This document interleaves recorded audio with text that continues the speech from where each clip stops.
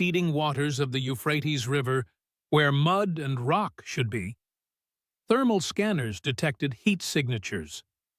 Not random, not natural, organized in patterns that shouldn't exist.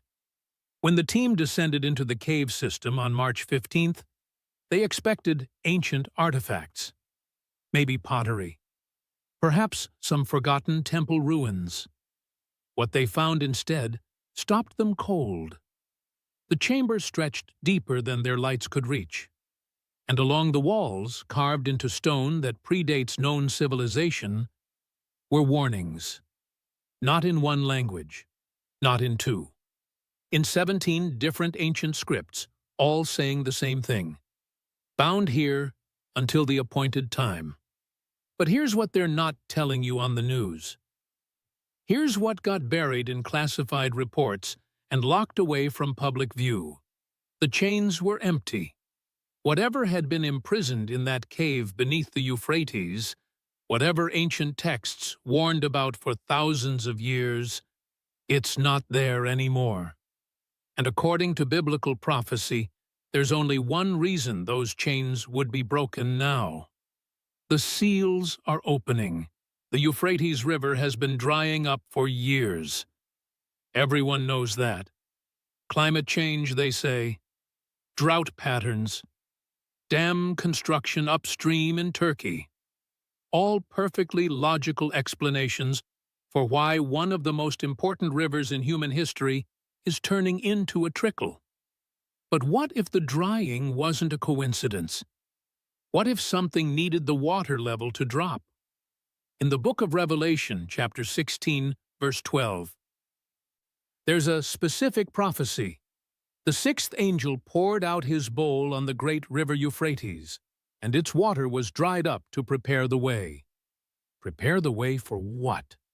That's the question researchers started asking when satellite imagery from January showed unusual formations appearing in the exposed riverbed.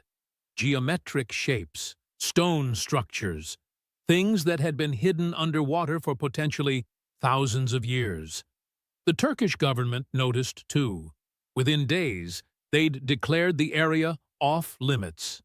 Archaeological preservation, they claimed. Too dangerous for civilians. But 3 independent researchers didn't listen. Dr. Sarah Chen wasn't supposed to be there. The geologist had been tracking unusual seismic activity in the region for months, small tremors that didn't match typical earthquake patterns. They seemed to radiate from a specific point along the Euphrates, right where the river crosses from Turkey into Syria. When the satellite images went public, she recognized the location immediately. She contacted 2 colleagues, a linguistic expert named Marcus Webb, who specialized in ancient Mesopotamian languages, and a structural archaeologist, David Kumar, who'd spent 20 years studying pre-flood civilizations. None of them believed in the supernatural. They were scientists, but they all believed something significant was happening at the Euphrates. They reached the site on March 14th, just before sunset. The cave entrance looked ordinary at first, just another opening in the limestone cliffs that lined the river valley. But David noticed something immediately. The entrance was too regular, too precise. The angles were deliberate. "This was carved," he said, running his hand along the edge. "Not by erosion, not by natural geological processes. Someone built this." They set up lights and descended. The first tunnel dropped at a 30-degree angle, going deep into bedrock that hadn't seen daylight in millennia. The air smelled wrong, not musty like most caves, but almost sterile, preserved. 50 feet down, the tunnel opened into the first chamber. That's when they saw the writing. It covered every surface, wall to wall, floor to ceiling, carved deep into stone with precision that would challenge modern tools. And it wasn't graffiti or random marks. These were warnings. Marcus recognized ancient Sumerian first, Then Akkadian, Egyptian hieroglyphics, Proto-Hebrew, languages separated by thousands of miles and hundreds of years, all conveying the same message. Do not open, sealed by divine command. Here lie the Watchers. Sarah's hands were shaking as she took photographs. Watchers? What does that mean? Marcus looked pale in the LED lights. In ancient Hebrew texts, the Watchers were angels, specifically angels who fell, angels who were punished and imprisoned for their rebellion. That's mythology, David said, but his voice carried no conviction. Then explain why 17 different ancient cultures all wrote the exact same warning in this exact same spot. They couldn't. The second chamber went deeper. This one was different. Colder. The temperature dropped 15 degrees the moment they crossed the threshold, despite being further underground where it should be warmer. And here, they found the chains. Not decorative, not symbolic. Actual physical restraints built into the stone itself. 4 of them, positioned at the cardinal points of a circular depression in the floor. Each chain was easily 12 feet long, forged from a dark metal that didn't match anything in their geological databases. David took samples. The metal was cold to the touch, far colder than the ambient temperature. And despite being underground for potentially thousands of years, there was no corrosion, no oxidation, no rust. This shouldn't be possible, he whispered. But the chains weren't the most disturbing part. At the center of the 4 anchor points, carved into the floor in letters 3 feet tall, was a single word in ancient Hebrew. Marcus translated it. Azazel. Sarah felt her stomach turn. That name. I've heard that name. You should have, Marcus said quietly. Azazel appears in the Book of Enoch, one of the leaders of the fallen angels. According to the text, he taught humanity forbidden knowledge, weapons, warfare, cosmetics, and sorcery. And for that crime, he was bound in chains and imprisoned in the desert until the day of judgment. The Book of Enoch isn't even in the Bible, David protested. Not in the Protestant Bible, but it's referenced in Jude. And it was considered scripture by early Christians. The Ethiopian Orthodox Church still includes it in their canon. So what are you saying? That this is actually some kind of angel prison? Before Marcus could answer, Sarah's thermal camera started beeping. She looked at the screen. Her face went white. The chains, she said. They're still generating heat. That was impossible. Metal doesn't generate heat on its own. It conducts heat, radiates heat, but doesn't produce it unless there's an active energy source. David touched one of the chains. He jerked his hand back immediately. It's warm. Not hot, but warm, like something was holding it recently. They found the 3rd chamber by accident. Sarah noticed air movement, a draft, coming from what appeared to be a solid wall. Closer inspection revealed a seam, a door so perfectly fitted into the surrounding stone that it was nearly invisible. David pressed against it. It swung open silently. The chamber beyond was smaller than the others, more focused. And at its center stood a pedestal carved from a single piece of black stone. On top of the pedestal sat a clay tablet. Marcus approached it carefully, his headlamp illuminating a cuneiform script that looked freshly carved despite being in a sealed chamber. This is Akkadian, he said, leaning closer. But the dialect is old, really old, pre-Babylonian. What does it say? Marcus was silent for a long moment, his lips moving as he translated. Then he stepped back from the tablet. It's dated. According to this inscription, it was placed here in the year 3456 BCE.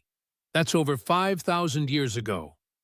And, Sarah pressed, And it says, "When the rivers run dry and the earth shakes, the four bound at the great river shall break their chains.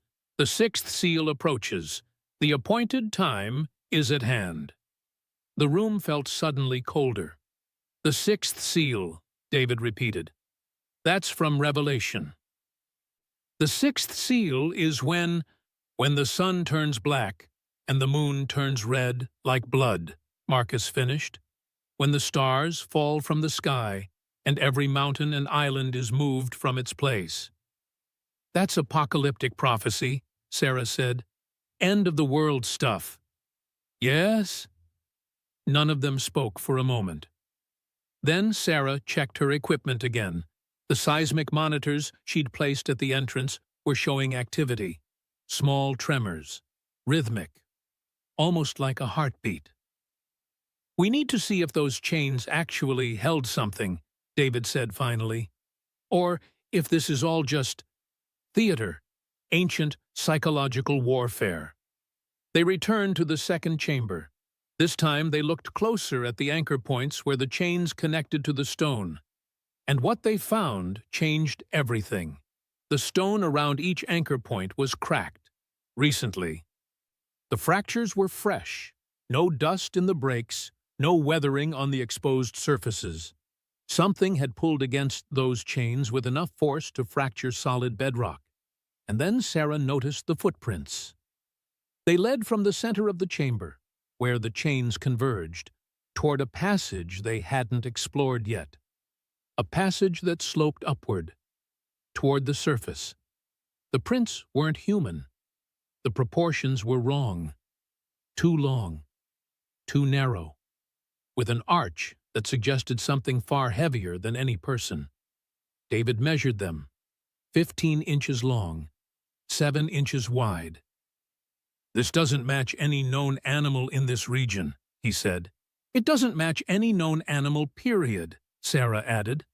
They followed the prints.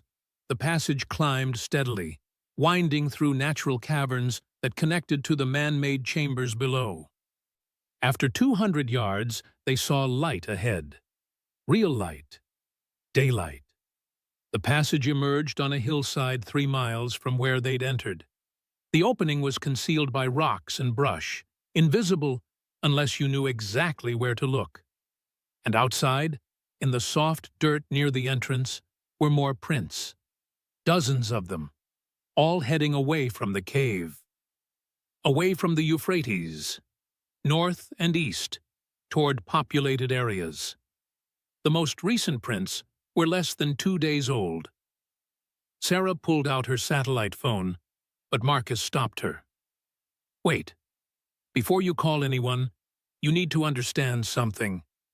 If what we found down there is real, if those prophecies are actually connected to physical events, then we're not looking at an archaeological discovery. Then what are we looking at?" Marcus stared at the footprints leading away from the cave. Revelation 9:15. "And the 4 angels who had been kept ready for this very hour and day and month and year were released to kill 1/3 of mankind." You think 4 angels were actually imprisoned down there? Real entities? I think something was imprisoned down there. Something that multiple ancient civilizations felt the need to warn future generations about. Something they sealed away and marked with every language they knew. "And now it's loose," David finished. They stood in silence, watching the sun set over the Euphrates River valley. The water level had dropped another 6 inches since morning. Somewhere in the distance they heard thunder, but the sky was clear. Sarah checked her seismic equipment one more time. The heartbeat rhythm had stopped. In its place was something new, a frequency she'd never seen before. Too regular to be natural, too complex to be random. Almost like a signal, almost like something calling out. And somewhere, in cities and towns scattered across the Middle East, people were beginning to report strange sightings. Figures in the darkness, shadows that moved against the light. things that shouldn't exist but clearly did. The news reports would start in 3 days. The panic would start at 7. But standing outside that cave, with ancient warnings carved in 17 languages still echoing in their minds, the 3 researchers understood something the rest of the world didn't. This wasn't the beginning of the discovery. This was the beginning of the end. The Euphrates River is dying, not metaphorically, not slowly over centuries. Right now, in real time, one of the most important waterways in human history is vanishing. In 2020, the river flowed at 900 cubic meters per second. By 2023, that number dropped to 200. Today, in some sections, you can walk across what used to be deep enough to drown in. Environmental experts blame climate change. Political analysts point to dam construction in Turkey and Iran. Agricultural specialists cite excessive irrigation. They're all partly right. But none of them can explain why the water level is dropping faster in one specific section than anywhere else. A 60-mile stretch between the Turkish-Syrian border where the river seems to be actively draining away, as if something beneath the surface is pulling it down. That's where the cave system is located. And that's where satellite imaging started picking up anomalies in January. The first images came from a commercial weather satellite operated by a European consortium. A technician named Andreas Volker was processing routine land survey data when he noticed something unusual in the thermal overlay. Heat signatures along the Euphrates riverbed, scattered in a pattern that looked almost deliberate. He flagged it for his supervisor, expecting a simple explanation. Underground hot springs, maybe. Volcanic activity, though that would be strange for the region. Instead, his supervisor classified the data and removed it from the public database. Andreas kept a copy anyway. He shared it with a friend who worked in geological surveys. The friend shared it with a colleague in archaeological circles. Within 2 weeks, the images had spread through academic networks across 3 continents. That's how Dr. Sarah Chen first saw them. She was attending a conference in Berlin when a fellow researcher pulled her aside and showed her the thermal maps on a tablet. "Look at this pattern," he said, zooming in. "See how the heat sources are arranged? That's not random geological activity." Sarah studied the image. He was right. The heat signatures formed a geometric pattern, 4 major points arranged in a diamond shape, with smaller signatures radiating outward in precise intervals. "It looks like a structure," she said. "It looks like a complex, an underground facility that's been generating heat for who knows how long. And it only became visible because the water level dropped enough for thermal imaging to penetrate the riverbed. Where exactly is this?" He gave her the coordinates. Sarah felt her stomach tighten. She'd been tracking seismic activity in that exact area for 8 months. The tremors started small. Magnitude 2.1, barely noticeable. Then 2.4, then 2.7. Not big enough to cause damage, but consistent enough to be unusual. What bothered Sarah wasn't the magnitude. It was the depth and location. Most earthquakes in the region occur along known fault lines at depths of 10 to 20 kilometers. These tremors originated much shallower, 3 kilometers down, directly beneath the Euphrates riverbed, and they occurred in patterns, every 17 days, like clockwork. Each event lasting exactly 90 seconds. She'd filed reports with the Turkish Disaster and Emergency Management Authority. They'd acknowledged the data, but showed no interest in investigating. Now, looking at those thermal signatures positioned exactly where her seismic readings originated, Sarah understood why. Someone already knew something was down there, and they didn't want anyone else finding out. She contacted Marcus Webb 2 days after returning from Berlin. Marcus had a reputation in linguistic circles for taking on projects other academics avoided. Dead languages, obscure dialects, ancient texts that mainstream scholars dismissed as forgeries or myths. He'd published papers on the Book of Enoch, tracing its linguistic evolution across Aramaic, Greek, and Ethiopian manuscripts. He'd mapped Sumerian creation myths against Hebrew Genesis accounts. He'd even written a controversial article suggesting that certain biblical prophecies contained encoded geographical coordinates. The academic establishment mostly ignored him. But Sarah didn't need establishment approval. She needed someone who could read whatever they might find underground. Thermal signatures and seismic patterns, Marcus said over the video call. That's not my area. I know. But if there's a structure down there, if it's as old as the geological layers suggest, there'll be writing, inscriptions, and I need someone who can tell me what they say. You think this is archaeological? I think this is something that was deliberately hidden. And whatever it is, it's waking up. That got his attention. Waking up? Sarah pulled up her seismic data. Look at the pattern. For 8 months, tremors every 17 days, regular as a metronome. Then 3 weeks ago, the pattern changed. Now it's every 12 days, then 8. The most recent event was 4 days ago. The intervals are decreasing, exponentially. Whatever is causing this is accelerating, and the thermal signatures are getting stronger. 2 months ago, they registered at 15 degrees above ambient temperature. Last week, they hit 34 degrees. Something down there is heating up. Marcus was quiet for a long moment. When do we leave? David Kumar joined them in Istanbul. The structural archaeologist had spent 2 decades excavating sites across the Middle East. Göbekli Tepe, Çatalhöyük, ancient Mesopotamian settlements that rewrote what historians thought they knew about early civilization. He'd also spent time exploring natural cave systems, mapping underground waterways, and documenting how ancient peoples used subterranean spaces for storage, shelter, and sacred purposes. If there's a structure beneath the Euphrates, Sarah told him, we'll need someone who understands how to navigate it safely, and how to recognize if what we're seeing is natural or constructed.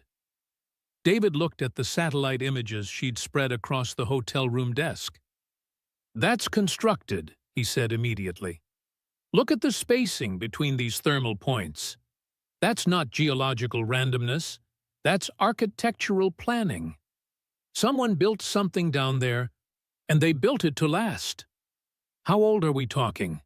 David pulled out a geological survey map of the region. The Euphrates River Valley has been continuously inhabited for at least 12,000 years. But the bedrock in this area dates back millions of years. If someone excavated into that bedrock and built something permanent, it could have been hidden for basically any length of time. Until the water level dropped, Marcus added. Exactly. The Euphrates has flooded and receded dozens of times over millennia. Whatever is down there could have been submerged for thousands of years, completely inaccessible. But now the conditions are right for it to be found, Sarah finished. David nodded slowly. Or for it to emerge on its own. They crossed into the restricted zone on March 14th.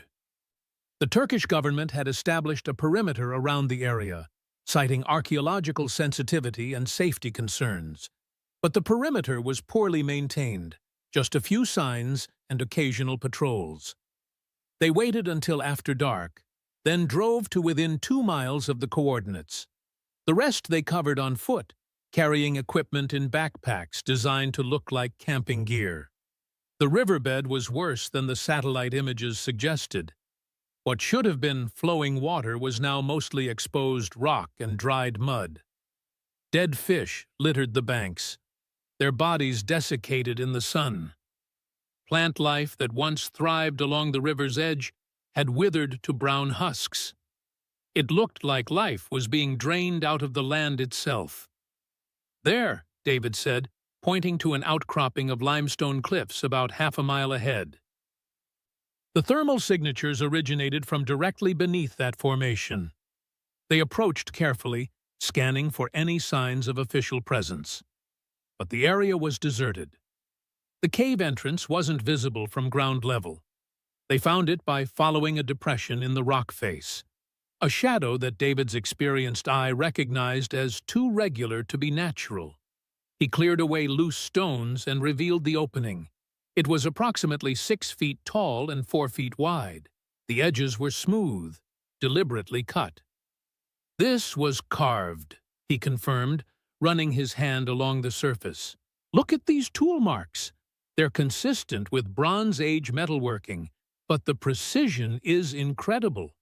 Whoever made this had advanced techniques." Sarah set up her equipment at the entrance.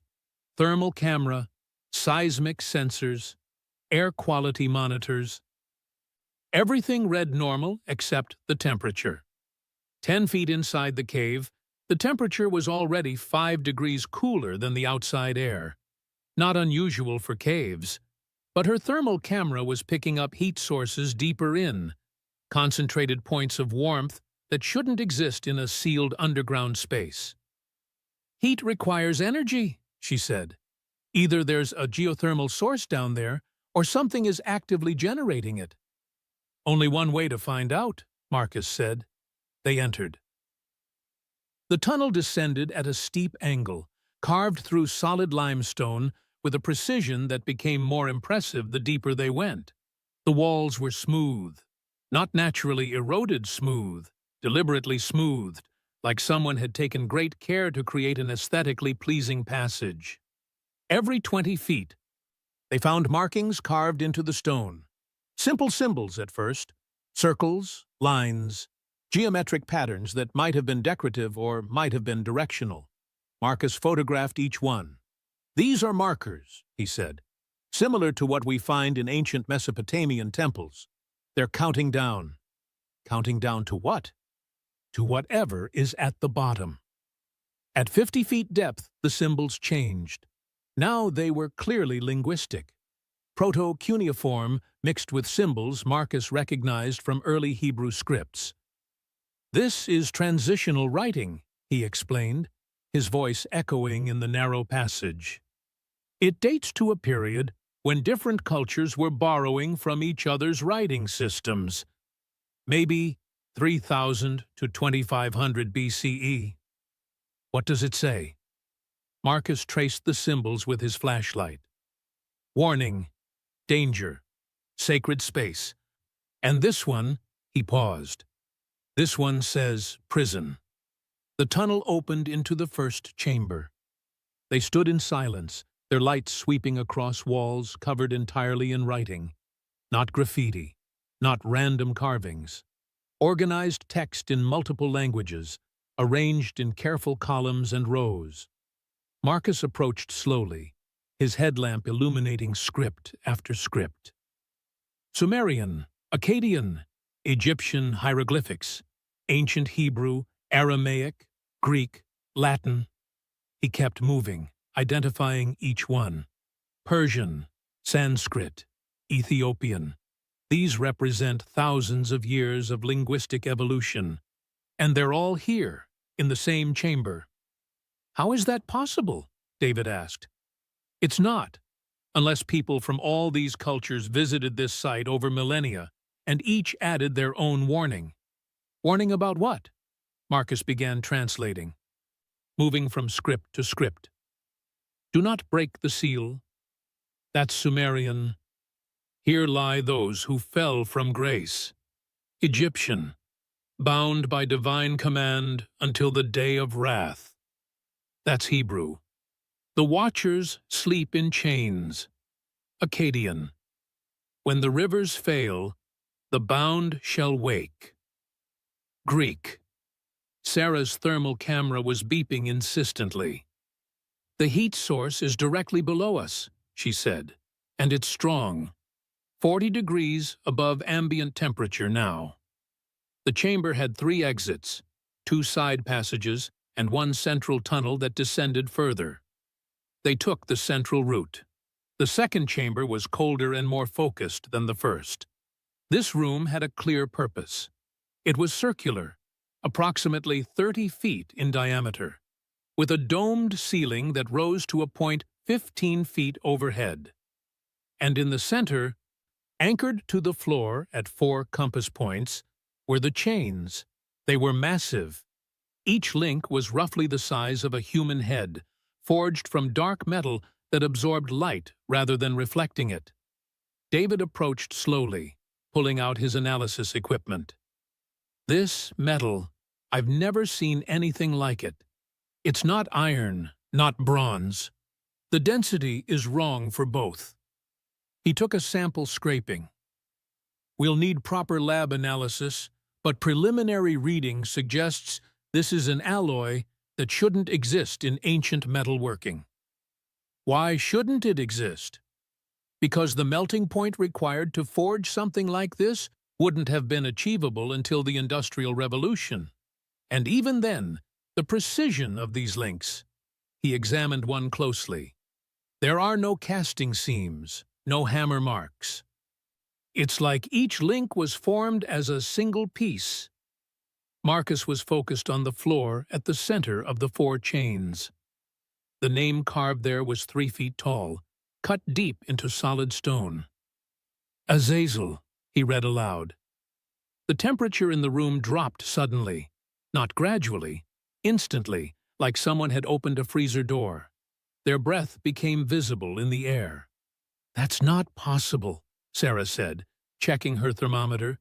We just dropped 15 degrees in 5 seconds. There's no natural phenomenon that causes that. David touched one of the chains. He pulled his hand back fast. It's warm. The metal is warm. Sarah scanned it with her thermal camera. It's reading at body temperature, 98.6 degrees Fahrenheit. Metal doesn't maintain body temperature, David said. Not without an active heat source. They examined the anchor points where the chains connected to the floor. That's when they saw the cracks. Fresh fractures in the stone, radiating outward from each anchor point. The breaks were clean, recent enough that there was no dust or debris in the gaps. Something had pulled against these chains with enormous force. And recently, we need to document this and get out, Sarah said. This site is unstable, and if something caused those fractures— Wait, Marcus interrupted. There's another passage. He was right. Partially hidden behind a natural stone column, almost invisible unless you were looking for it, was another opening. It led to the 3rd chamber. This room was smaller, more intimate. And at its center stood a pedestal carved from a single piece of black stone that looked like obsidian, but felt wrong under their flashlights. On the pedestal sat a clay tablet. Marcus approached it like it might explode. The tablet was covered in cuneiform script, Akkadian by the look of it. But the clay looked fresh, unfired, like it had been made recently. This doesn't make sense, Marcus said.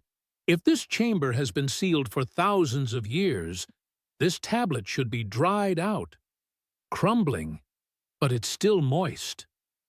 He photographed it from every angle, then began translating. His face went pale. What does it say? David pressed. Marcus read slowly. Placed here in the year 3456 before the Common Era, by those who witnessed the fall. When the great river runs dry and the earth trembles, the 4 who were bound shall break their chains. The 6th seal approaches. The appointed time is at hand. What was locked away shall walk among men once more. The 6th seal, Sarah repeated. That's from the book of Revelation.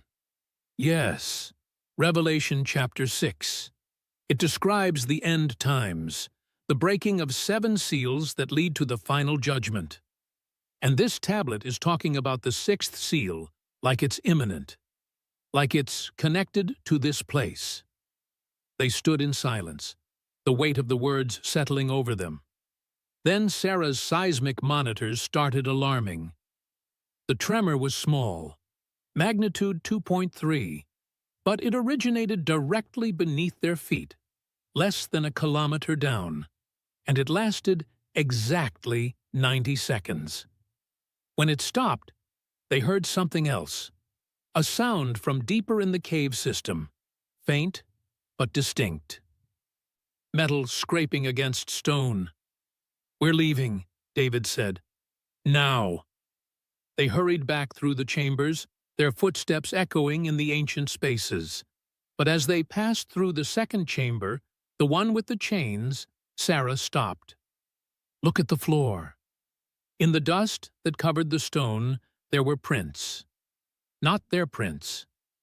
These were different, larger. The proportions were wrong.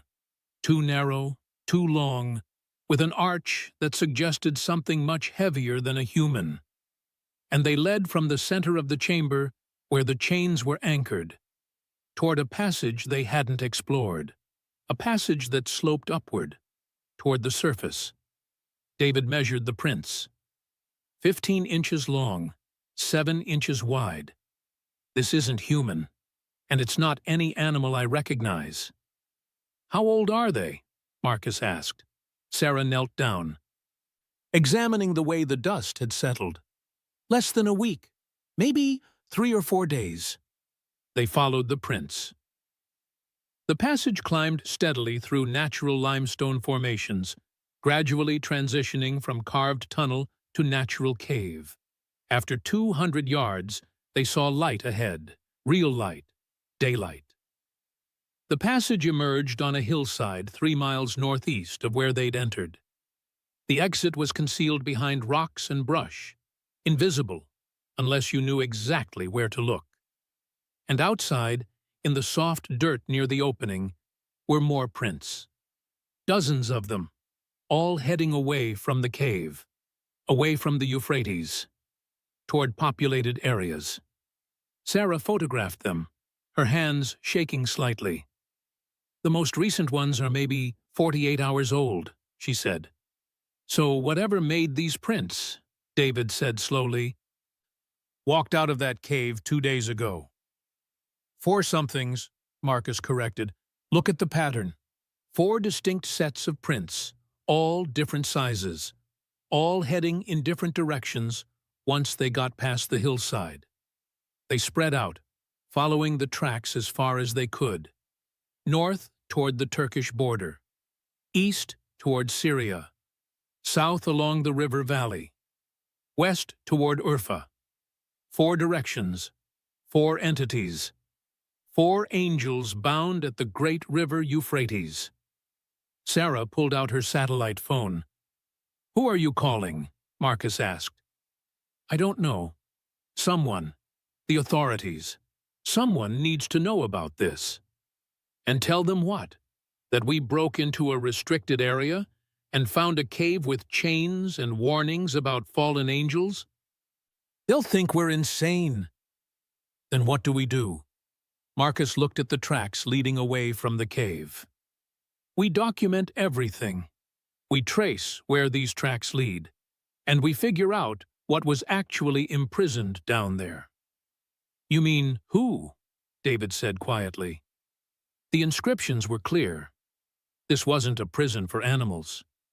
It was a prison for beings with intelligence, beings ancient cultures considered important enough to warn future generations about. "Fallen angels," Sarah said, her voice flat. "Or something that ancient people interpreted as fallen angels. Either way, something was down there. Something was bound by those chains. And now it's free." The sun was setting over the Euphrates Valley. In the fading light, they could see the river continuing to shrink, the water level dropping visibly even in the hour they'd been inside. Sarah checked her seismic monitors one last time. The regular tremor pattern had stopped. In its place was a new signal, higher frequency, more complex, too regular to be natural geological activity.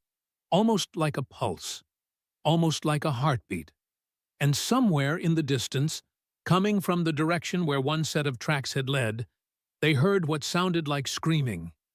The screaming stopped after 30 seconds, but the silence that followed was worse. Sarah, Marcus, and David stood frozen on the hillside, listening, waiting for another sound. Anything that would explain what they'd just heard. Nothing came. "We should check that out," David said, though his voice carried no conviction. "No," Marcus said firmly. "Not until we understand what we're dealing with." "We know what we're dealing with. Something escaped from that cave, something that left tracks. We follow the tracks, we find whatever made that sound. And then what? We're scientists with flashlights and cameras? If what came out of that cave is what I think it is, what those inscriptions suggest it is, we're not equipped to confront it." Sarah was still staring at her equipment. The seismic signal changed again. "It's not coming from the cave anymore." "Where is it coming from?" She pointed northeast, toward where the screaming had originated.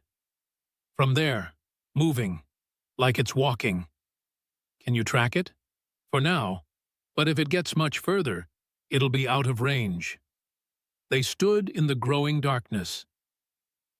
Three researchers confronting a choice that shouldn't exist in the rational world they'd built their careers in: follow something that defies explanation, or walk away and pretend they never found the cave. Marcus made the decision for them. "We need to understand the prophecy first. Before we do anything else, we need to know what the ancient texts actually say about what was imprisoned here. Because if this is what I think it is, following those tracks without preparation isn't brave. It's suicide." They returned to their vehicle and drove back to the small hotel in Birachik, a town about 40 miles from the cave site. Marcus immediately opened his laptop and pulled up files he'd accumulated over years of research into biblical prophecy and ancient texts. "The Book of Revelation," he began, projecting the text onto the hotel room wall, "was written around 95 AD by John of Patmos. It's apocalyptic literature, symbolic, coded, meant to be interpreted rather than read literally." "Except we just found a literal prison with literal chains," David interrupted. "Exactly. Which means either the symbolism was based on something real, or John knew about something that actually existed and coded it into his vision." Marcus pulled up Revelation chapter 9, verses 13 through 15. "Listen to this. The sixth angel sounded his trumpet, and I heard a voice coming from the four horns of the golden altar that is before God. It said to the sixth angel who had the trumpet, 'Release the four angels who are bound at the great river Euphrates.' And the four angels who had been kept ready for this very hour and day and month and year were released to kill a third of mankind." Sarah leaned forward. "Four angels. We found 4 sets of chains, bound at the great river Euphrates," Marcus continued. "We found the prison directly beneath the Euphrates, and kept ready for this very hour and day and month and year," David added. "That sounds like they were imprisoned specifically to be released at a predetermined time." "Not just released. Released to kill a third of mankind." The room went quiet. Marcus pulled up another passage, Revelation 16, verse 12. This is from later in the prophecy, during the pouring out of the 7 bowls of God's wrath. "The sixth angel poured out his bowl on the great river Euphrates, and its water was dried up to prepare the way for the kings from the east." "The Euphrates is drying up," Sarah said. "Right now. We saw it." "Yes, and according to this prophecy, it dries up for a purpose: to prepare the way. To make something accessible that wasn't accessible before. Like a cave system that was underwater," David said slowly. Marcus nodded. The prophecy suggests the drying of the Euphrates is a deliberate sign, a marker that indicates a specific point in the end times timeline has been reached. So you're saying the river is drying up because it's supposed to? Because some cosmic schedule says it's time? I'm saying the prophecy predicted it would dry up, and it is. Whether that's causation or correlation, I can't tell you, but the timing is impossible to ignore. Sarah stood and walked to the window, looking out over the dark landscape toward where the Euphrates flowed, or used to flow. Let's say for a moment that these prophecies are accurate, that they describe actual events. Why would angels be imprisoned? Angels are supposed to be God's servants, right? The good guys? Marcus pulled up another file. Not all angels remained loyal. According to multiple biblical sources, there was a rebellion. Angels who chose to defy God and were cast out of heaven as punishment. Lucifer and the fallen angels, David said. That's Sunday school stuff. It's more than that. The concept appears throughout Scripture, but the details are in texts that didn't make it into the standard biblical canon. The Book of Enoch is the most comprehensive source. He opened a translation of Enoch and began reading. And it came to pass, when the children of men had multiplied, that in those days were born unto them beautiful and comely daughters. And the angels, the children of heaven, saw and lusted after them, and said to one another, Come, let us choose us wives from among the children of men, and beget us children. Angels had children with humans? Sarah said. According to this text, yes. 200 angels, called Watchers, descended to earth and took human wives. Their offspring were called Nephilim, giants, mighty beings, heroes of old. But their actions were considered a grave sin. They corrupted humanity, taught forbidden knowledge, and disrupted the natural order. Marcus scrolled down. Here's what happened to them. And then Michael, Uriel, Raphael, and Gabriel looked down from heaven and saw much blood being shed upon the earth. And the Lord said to them, The earth has been corrupted by the teaching of Azazel. To him ascribe all sin. Azazel, David said. The name is carved on the floor of that chamber. Yes. Azazel is specifically named in Enoch as one of the leaders of the fallen Watchers. He taught men to make swords and knives and shields. He taught women cosmetics and ornamentation.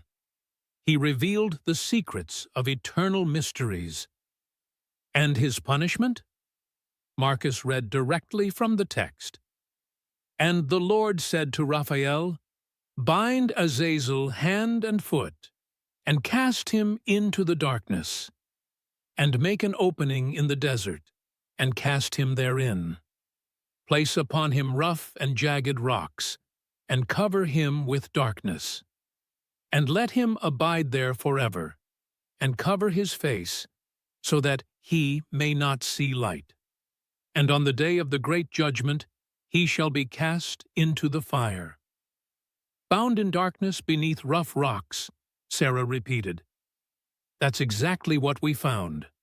A prison carved into bedrock, sealed beneath the river. And it's not just Azazel. The text mentions multiple Watchers being imprisoned in similar ways, bound in chains in places of darkness until the day of judgment. David was pacing now. Okay, so ancient texts describe fallen angels being imprisoned. But those are myths, stories written to explain things people didn't understand. Are they? Marcus challenged. We just found a 5,000-year-old prison with inscriptions in 17 languages, all warning about the same thing. We found chains that shouldn't exist with metallurgy that predates the technology to create them. We found fresh footprints leading away from shackles that were recently broken. You're saying those prints were made by actual fallen angels. I'm saying something was imprisoned in that cave. Something important enough that cultures across thousands of years kept warning about it. Something that ancient texts describe in detail, including where it was imprisoned and what would happen when it was released. Sarah returned to the table and opened her own laptop. If we're going down this road, I want to look at the geological and archaeological evidence, see if there's any support for these claims outside of religious texts. She pulled up research papers on ancient Mesopotamian sites. Göbekli Tepe in Turkey, built around 9600 BCE. That's 11,600 years ago, 6,000 years before Stonehenge, before any civilization we thought capable of creating something like that existed. The site includes massive stone pillars arranged in circles, carved with images of animals and abstract symbols. "What does that have to do with our cave?" David asked. Göbekli Tepe was deliberately buried. Around 8000 BCE, someone filled in the entire complex with debris, covering it completely. Archaeologists have no idea why. It's like whoever built it wanted to hide it from future generations. "Or seal something inside," Marcus said quietly. Sarah continued. "Then there's the Sumerian king list. It's an ancient text that lists the kings of Sumer and their reign lengths. The interesting part is that it divides history into two periods, before the flood and after the flood." Like Noah's flood? Exactly. And here's where it gets strange. The kings who reigned before the flood supposedly ruled for thousands of years each. One king allegedly reigned for 43,200 years. After the flood, reign lengths drop to normal human lifespans. "So the text is obviously mythological," David said. "Maybe. Or maybe it's recording something real, but describing it in terms the ancient writers could understand. What if those pre-flood kings weren't human? What if they were the Nephilim, the offspring of angels and humans that Enoch describes?" Marcus was nodding. "Enoch says the Nephilim were giants, mighty beings who dominated the earth before the flood. And Genesis 6 confirms this. The Nephilim were on the earth in those days, and also afterward, when the sons of God went to the daughters of humans and had children by them. They were the heroes of old, men of renown." "Heroes of old," David repeated. "That sounds like mythology.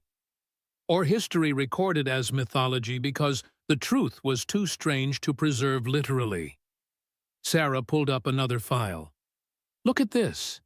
There are flood myths in virtually every ancient culture. Sumerian, Babylonian, Hebrew, Greek, Hindu, Chinese, Native American. The details vary, but the core story is the same. A great flood destroys most of humanity, with only a few survivors.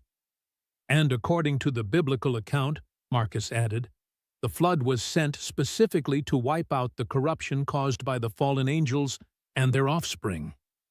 Genesis 6:5-7. "The Lord saw how great the wickedness of the human race had become on the earth. Every inclination of the thoughts of the human heart was only evil all the time. The Lord regretted that he had made human beings on the earth, and his heart was deeply troubled. So the Lord said, 'I will wipe from the face of the earth the human race I have created.'"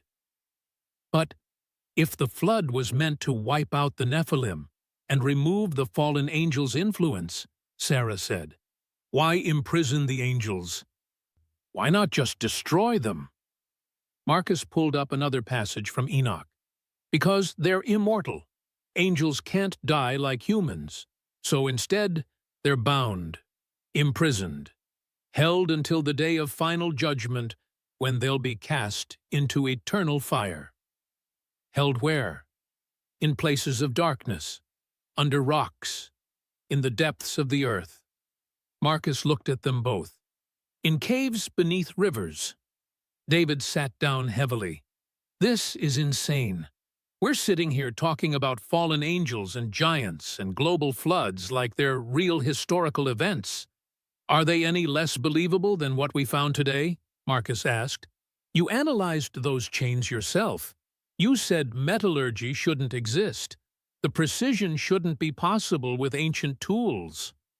There could be explanations, advanced techniques we don't know about yet. Lost technology, or beings with knowledge beyond human capability. Angels who taught forbidden secrets to mankind." Sarah checked her seismic monitors again. The signal is still moving. It's about 15 miles from the cave now, heading northeast. And there's something else.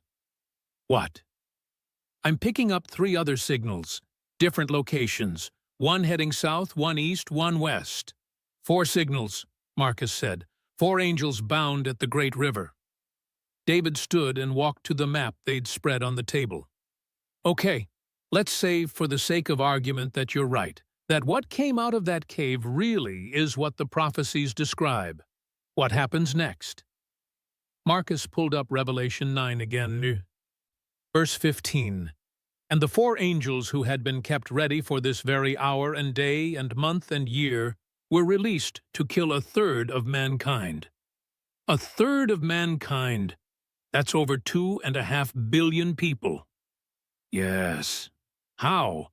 How are 4 beings supposed to kill 2.5 billion people? Marcus scrolled further. Verses 16 through 19 describe an army. The number of the mounted troops was twice 10,000 times 10,000. I heard their number. The horses and riders I saw in my vision looked like this. Their breastplates were fiery red, dark blue, and yellow as sulfur. The heads of the horses resembled the heads of lions, and out of their mouths came fire, smoke, and sulfur. 1/3 of mankind was killed by the 3 plagues of fire, smoke, and sulfur that came out of their mouths. The power of the horses was in their mouths and in their tails, for their tails were like snakes, having heads with which they inflict injury. That's symbolic, right? Horses with lion heads breathing fire? That's not literal. John was describing something he saw in a vision using the only frame of reference he had, first-century concepts. What if he was trying to describe modern military technology? Tanks, artillery, chemical weapons? You think the 4 angels are going to raise an army? I think they're going to start a war. And in the modern world, with nuclear weapons and biological warfare, killing 1/3 of humanity isn't difficult. It's almost inevitable once certain triggers are pulled. Sarah was staring at her screens. The signal heading northeast just stopped moving. Where? She checked the coordinates. Outside a town called Archaeological, right on the Turkish-Syrian border. David pulled up news on his phone. There's been fighting there on and off for years. Syrian conflict spilling over. Refugee camps. Military presence from multiple nations. A powder keg, Marcus said. What? A powder keg. The Middle East is already unstable. Multiple factions, religious tensions, territorial disputes, resource conflicts. You wouldn't need much to ignite a larger war. Just the right push at the right time. Sarah's phone buzzed. A news alert. She read it, her face going pale. Explosion in Archaeological, Turkish military outpost. At least 20 dead. No one claimed responsibility. When? 20 minutes ago. They all looked at each other. Could be coincidence, David said. Could be, Marcus agreed.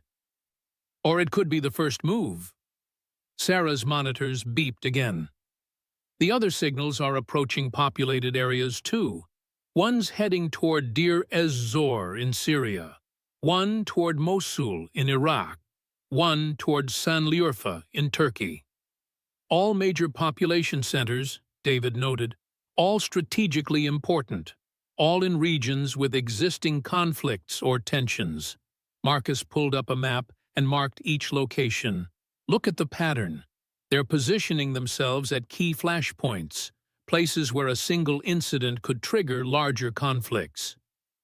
You're saying they're planning coordinated attacks? I'm saying that if your goal was to start a war that would eventually kill a third of humanity, you'd want to strike at multiple points simultaneously. Create chaos, confusion, panic. Make it impossible for any government to respond effectively. Another news alert. This one from Syria. Airstrike on a civilian area in Deir ez-Zor. Dozens dead. Then Iraq. Car bomb in Mosul market.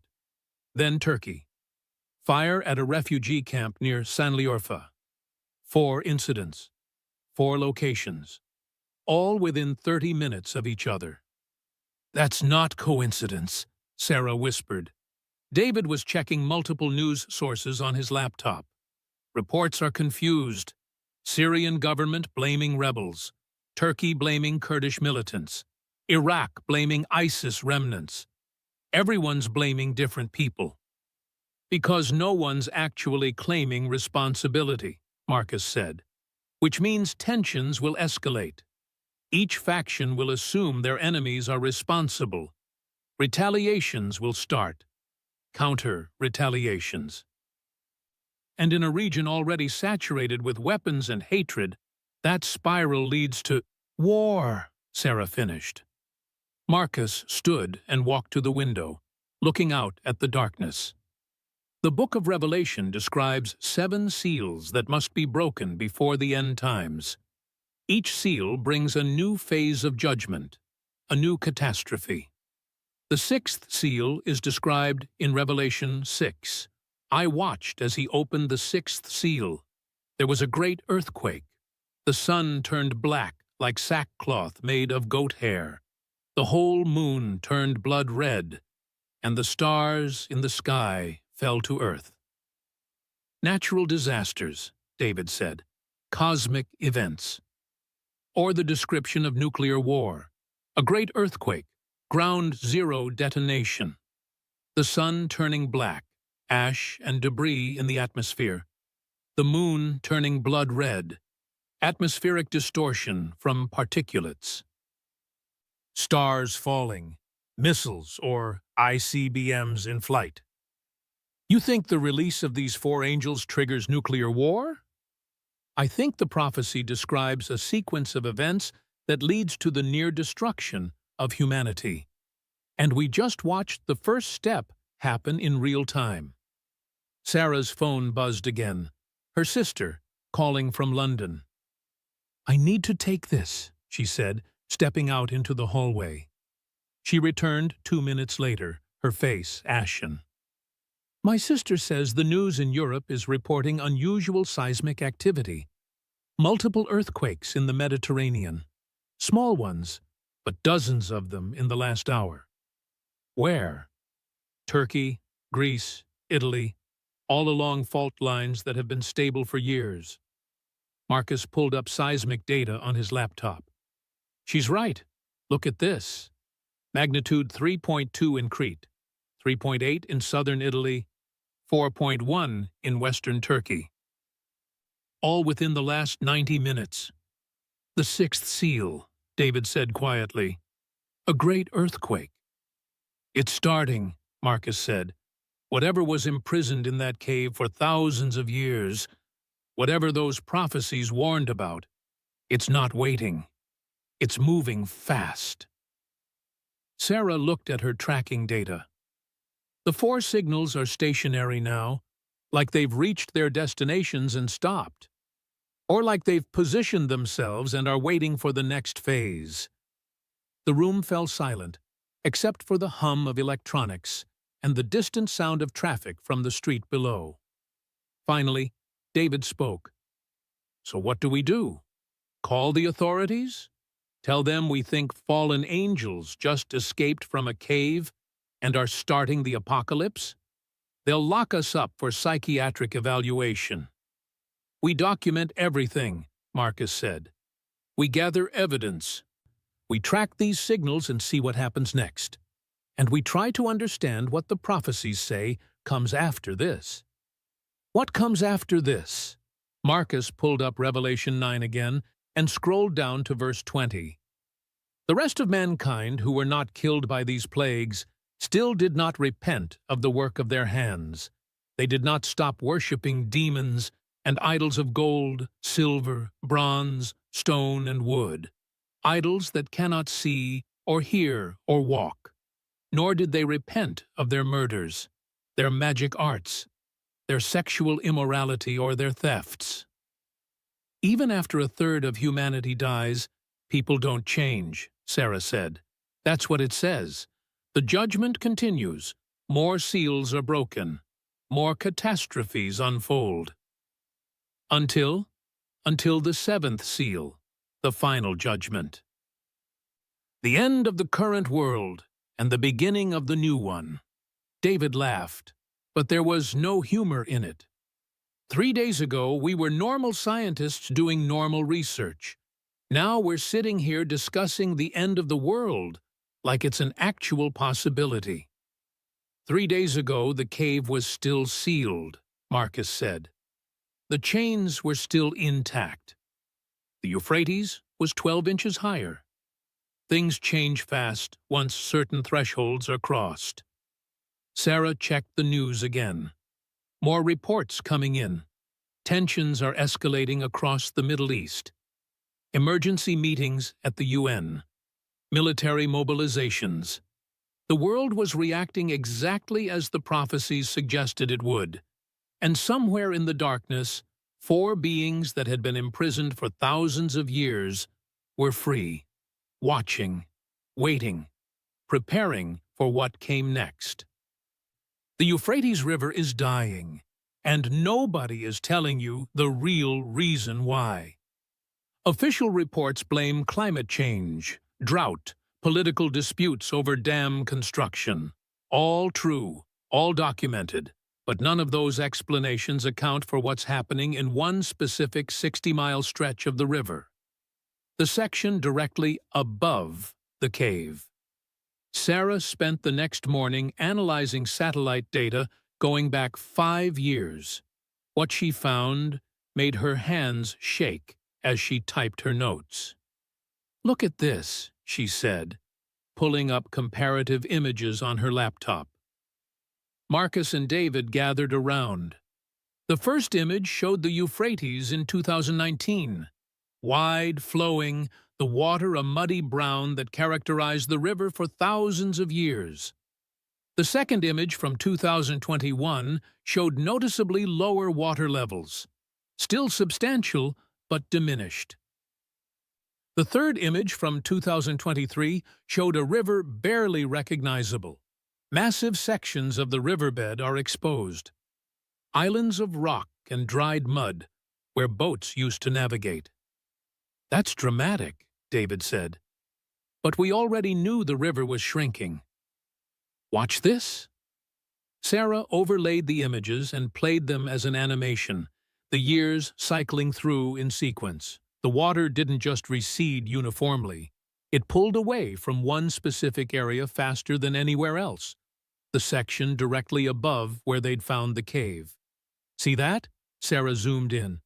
"The water level drops uniformly across most of the river. But here, in this exact location, it's dropping 3 times faster. Like something beneath the surface is actively draining it." "Could be geological," David offered. "Underground fissures, sinkholes." I checked. "There's no geological formation in this area that would cause targeted drainage like this. The bedrock is solid limestone, no major fault lines, no karst systems that would create natural drainage." Marcus leaned closer. "When did this accelerated drainage start?" Sarah pulled up the timeline. "August 2022. Before that, the water level dropped steadily, but normally. Then, 17 months ago, this section started draining faster." 17 months, Marcus repeated. "That's when the seismic activity started too." "Exactly. The tremors and the accelerated drainage began at the same time." David frowned. "So you're suggesting the water wasn't just receding naturally. Something was pulling it away. Deliberately." or something needed the water level to drop. I needed access to what was underneath. The Euphrates isn't just any river. It's one of the two rivers that defined Mesopotamia, the cradle of civilization. The Tigris and Euphrates rivers created the Fertile Crescent, where humans first developed agriculture, built cities, and invented writing. Every major empire in ancient history fought over control of these waters. The Sumerians, the Akkadians, the Babylonians, the Assyrians, the Persians, the Romans, the Ottomans. Whoever controlled the Euphrates controlled the region. Marcus pulled up historical maps. The river has always been strategically vital, but it's also been religiously significant. Multiple biblical events are tied to the Euphrates. Like what? Sarah asked. Genesis chapter 22 mentions it as one of the four rivers flowing out of the Garden of Eden. Genesis 15:18 describes it as the boundary of the Promised Land, from the river of Egypt to the great river, the Euphrates. It appears in prophecies throughout the Old Testament. And in Revelation, David added. Yes, Revelation mentions it twice. Chapter 9, where the four angels are bound at the Euphrates, and chapter 16, where its waters dry up to prepare the way for the kings from the east. Sarah pulled up current news reports. The drying is causing real problems right now. Iraq has declared a water crisis. Farmers can't irrigate. Drinking water is scarce in some areas. The UN is calling it a humanitarian emergency. How low has it gotten? In some sections, the river is at 30% of its historical average flow. Areas that used to be 20 feet deep are now wadable. Archaeological sites that were underwater for centuries are suddenly exposed. Like our cave, like dozens of sites, there are reports of farmers finding ancient artifacts in dried-up sections, pottery, coins, foundations of buildings that haven't been visible since biblical times. Marcus scrolled through archaeological reports. Look at this. Last year, a severe drought exposed a 3,400-year-old city in Iraq. It had been submerged in the Mosul Reservoir for decades. When the water dropped, an entire Bronze Age settlement appeared. What city? They're calling it Kemuni. It dates to the Mitanni Empire, around 1500 BCE. The archaeologists only had weeks to excavate before the water level rose again, but they found palace structures, fortifications, and massive storage buildings. A whole city just appearing. Exactly. And that's happening all along the Euphrates. Thousands of years of history are being exposed as the water recedes. David was reading another report. There's something else. The Turkish government has been conducting archaeological surveys along the river for the past year, officially to document sites before they're damaged by the drought. Unofficially, they've cordoned off multiple locations, restricted access, no media allowed. Including the area where we found the cave, especially that area. According to this report, Turkish military units established a perimeter around a 15-mile section of the river 8 months ago. The official reason is preservation of sensitive archaeological resources. Sarah pulled up satellite imagery from that time frame. Look at this. August 2022. The same month the accelerated drainage started, there's no military presence. September 2022, there will be vehicles, temporary structures, and a full security perimeter. They knew something was there, or they suspected. Maybe their own surveys picked up the same thermal signatures I found. Maybe they sent teams to investigate. And what did they find? No one had an answer. Marcus stood and paced. Let's talk about what the Euphrates represents symbolically. In biblical prophecy, it's not just a river, it's a boundary. A boundary between what? Between civilization and chaos. Between the known world and the wilderness beyond. In ancient times, crossing the Euphrates meant leaving the safety of established kingdoms and entering dangerous territory.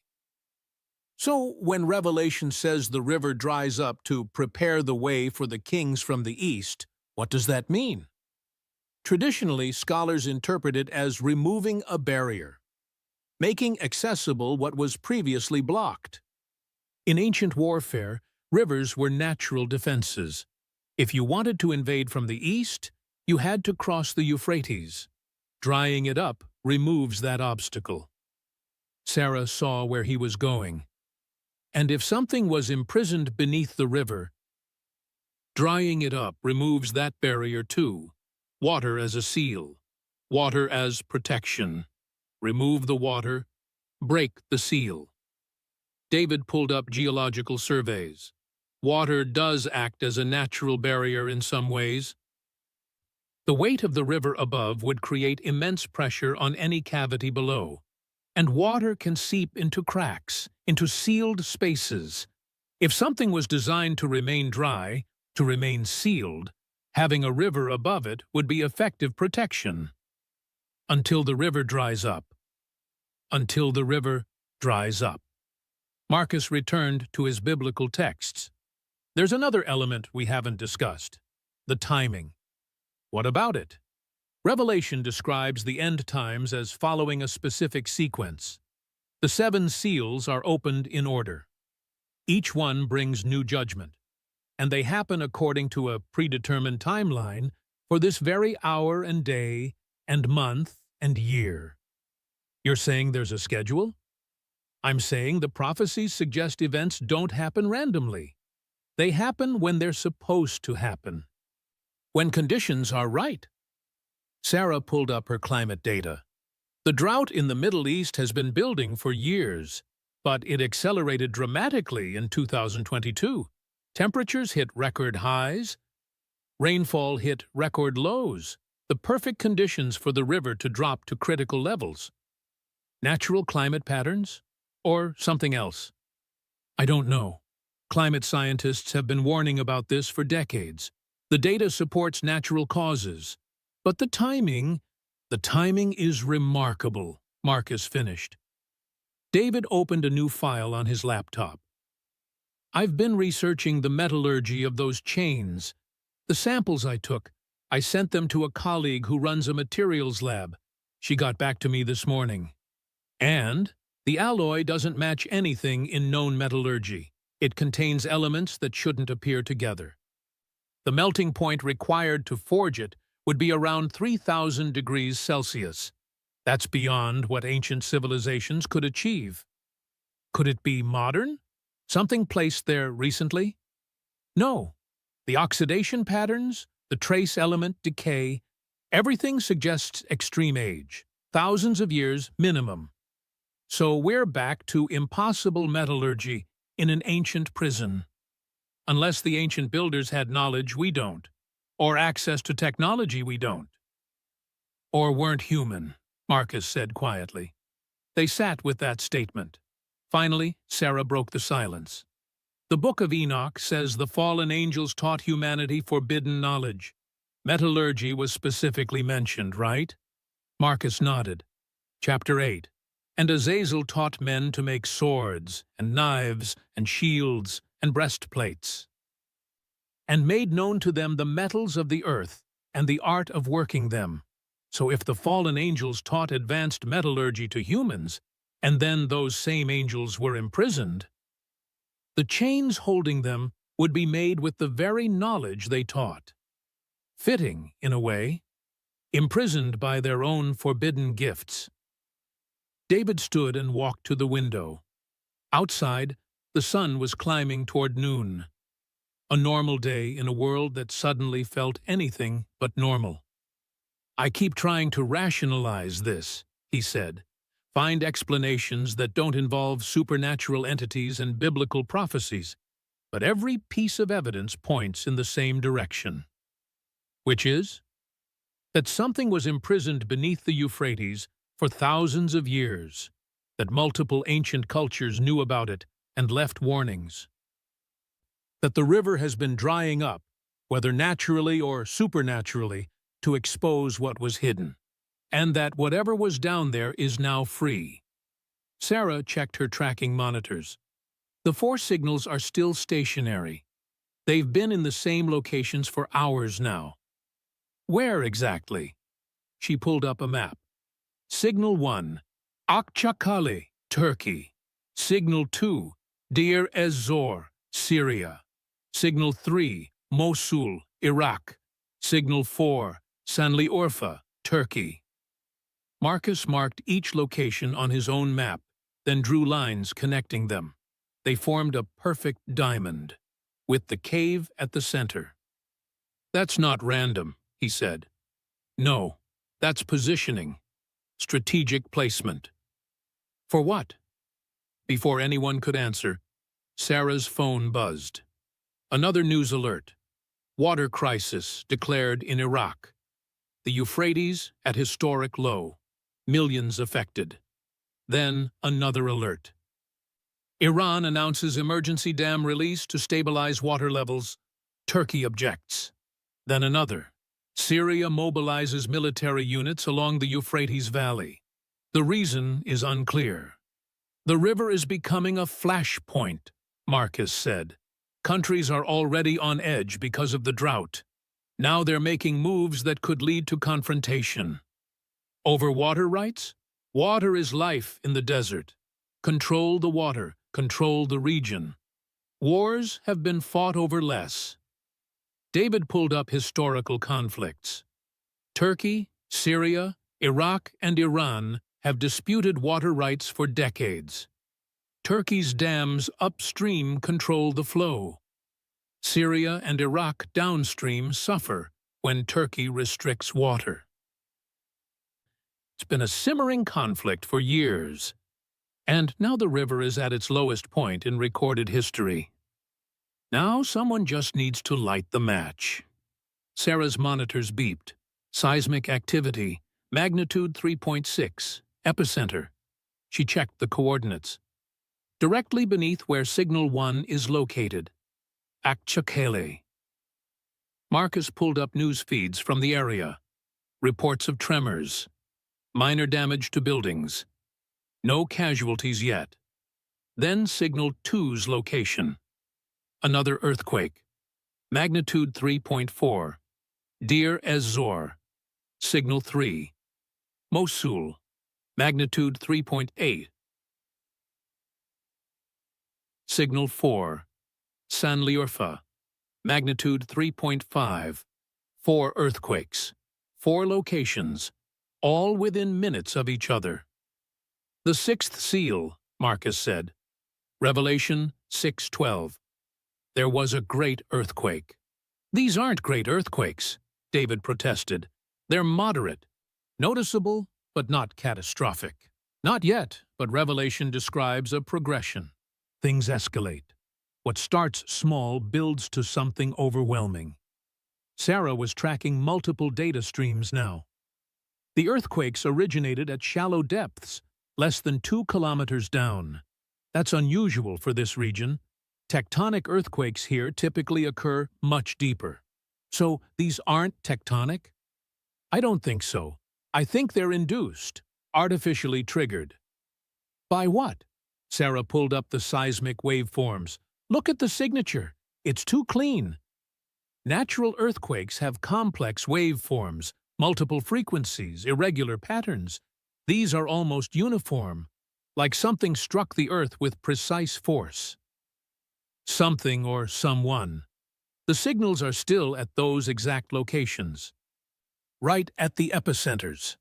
Marcus looked at the map again, the 4 points of the diamond. The pattern is too precise to be accidental. They're not just positioned, he said slowly. They're anchoring something, creating a perimeter. Around what? He pointed to the center of the diamond. The cave. Whatever they're doing, it's focused on the place they were imprisoned, like they're protecting it or preparing it for something. Preparing it for what? Before anyone could speculate, David's phone rang. His colleague from the materials lab. He stepped into the hallway to take the call. When he returned 2 minutes later, his face was pale. She ran additional tests on the chain samples, used some experimental dating methods. And? The chains aren't just thousands of years old. They're impossibly old. The decay patterns suggest they were forged over 10,000 years ago, before the Bronze Age, before the pyramids, before any known advanced civilization. That's not possible. That's what I said.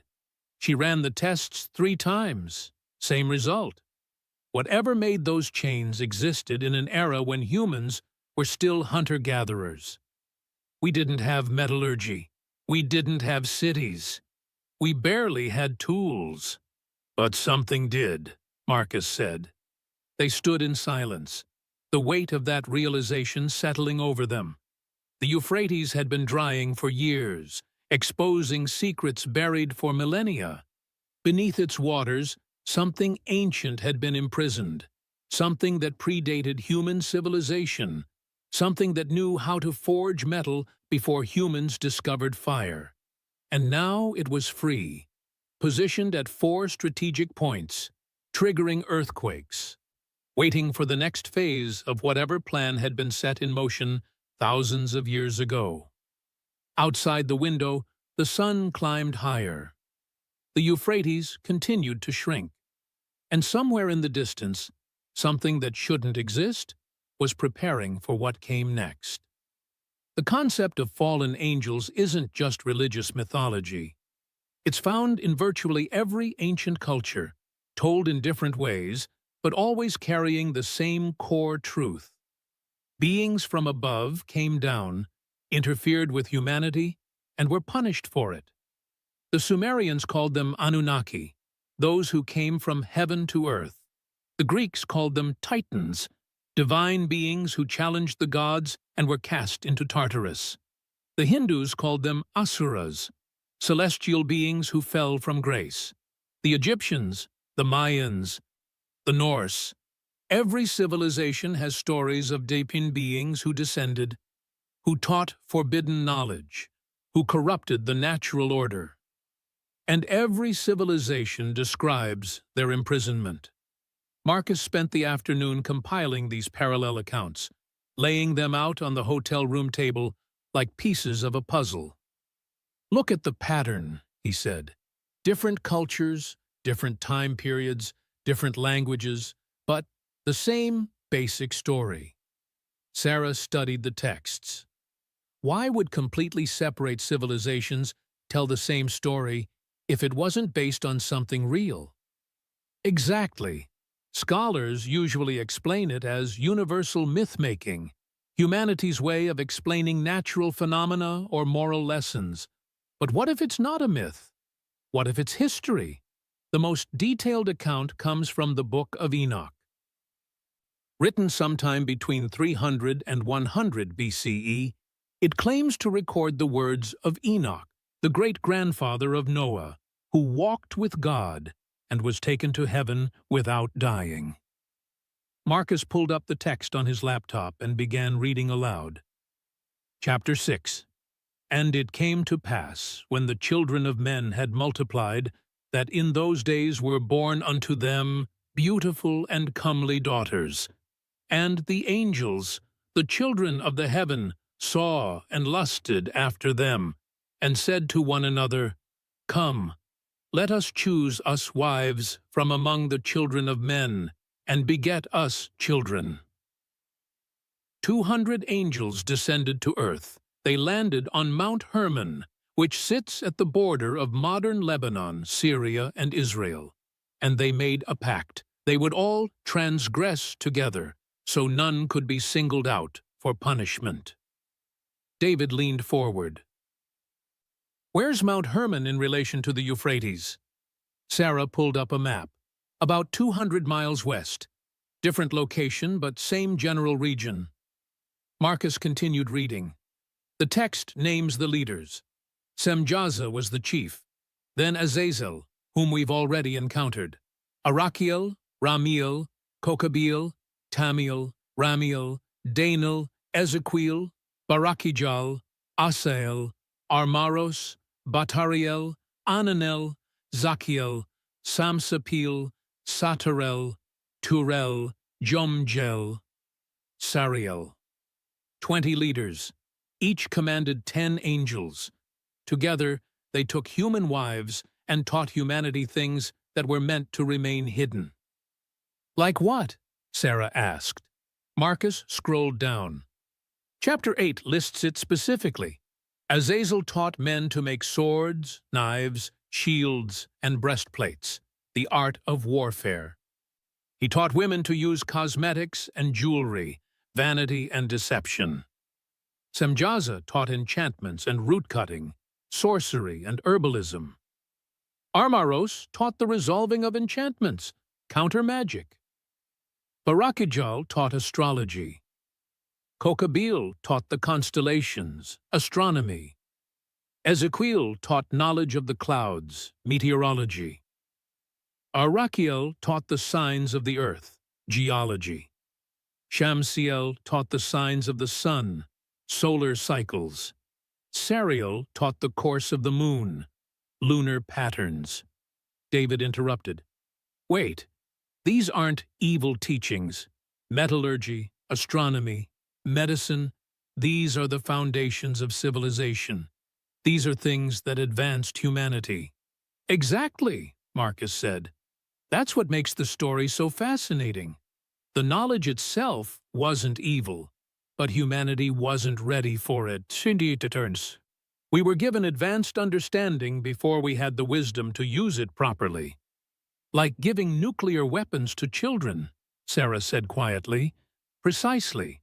The text says that humanity became corrupted by this knowledge. We used metallurgy to create weapons of war. We used astronomy for superstition and fortune-telling. We used medicine for poison and manipulation. And the children? Marcus's expression darkened. The offspring of angels and humans were called Nephilim, giants. The text describes them as consuming everything, all the food, all the resources. And when that wasn't enough, they began consuming humans. He read directly from the text. And they became pregnant, and they bore great giants, whose height was 3,000 ells. These consumed all the food of men, and when men could no longer sustain them, the giants turned against them and devoured mankind. And they began to sin against birds, and beasts, and reptiles, and fish, and to devour one another's flesh, and drink the blood. 3,000 ells, David said. That's not literal, right? That would make them over a mile tall. Probably symbolic, but the archaeological record does show unusually large skeletal remains from various ancient sites. Bones that suggest heights of 8 to 12 feet. Not a mile, but still giants by normal human standards. Sarah pulled up research papers on ancient remains. There are documented finds. The Smithsonian has records from the 1800s of 7 to 9-foot skeletons found in burial mounds across North America. There are reports from the Middle East, from South America, from Europe. What happened to those remains? Most disappeared, lost, destroyed, or locked away in storage where they've never been displayed. Officially, they're considered hoaxes or misidentifications. Or they're real, and someone doesn't want people knowing giants actually existed. Marcus returned to the Enoch text. The Nephilim weren't the only problem. The fallen angels also revealed eternal secrets which were preserved in heaven, knowledge that was meant to stay hidden until humanity was ready. And God's response? Decisive. Chapter 10 describes it. God sent 4 archangels, Michael, Gabriel, Raphael, and Uriel, to deal with the situation. First, Uriel was sent to warn Noah about the coming flood. the deluge that would wipe out the corrupted world. Then Raphael was sent to bind Azazel hand and foot, and cast him into the darkness. Make an opening in the desert, which is in Dudael, and cast him therein. Place upon him rough and jagged rocks, and cover him with darkness, and let him abide there forever. Cover his face, so that he may not see light. And on the day of the great judgment, he shall be cast into the fire. Gabriel was sent to destroy the Nephilim. Go to the bastards and the reprobates, and to the children of fornication, and destroy the children of fornication and the children of the watchers from amongst men. Send them against one another, that they may destroy each other in battle. And Michael was sent to imprison the rest. Go, bind Semjaza and his associates who have united themselves with women. Bind them beneath the hills of the earth for 70 generations, until the day of their judgment and of their consummation, till the judgment that is forever and ever is consummated. Sarah was taking notes. 70 generations. How long is that? Depends on how you calculate a generation. If you use 40 years, the biblical standard, that's 2,800 years. If you use 70 years, it's 4,900 years. If you use 100 years, it's 7,000 years. And when were they imprisoned? According to Enoch, before the flood. Biblical chronology places the flood around 2300 to 2500 BCE, though some traditions put it earlier. David did the math. So if they were imprisoned around 2500 BCE, and the sentence was for 70 generations, we're well past that time frame now. The sentence is up. The appointed time, Marcus said quietly. Sarah stood and paced. Okay, let's say all this is real. Actual angels fell, taught humanity advanced knowledge, created hybrid offspring, and were imprisoned for it. Why? What was the actual crime? Violating the natural order, Marcus said. Angels are spiritual beings. Humans are physical beings. They're not meant to mix. The offspring were abominations, neither fully angelic nor fully human, and the knowledge transfer was premature.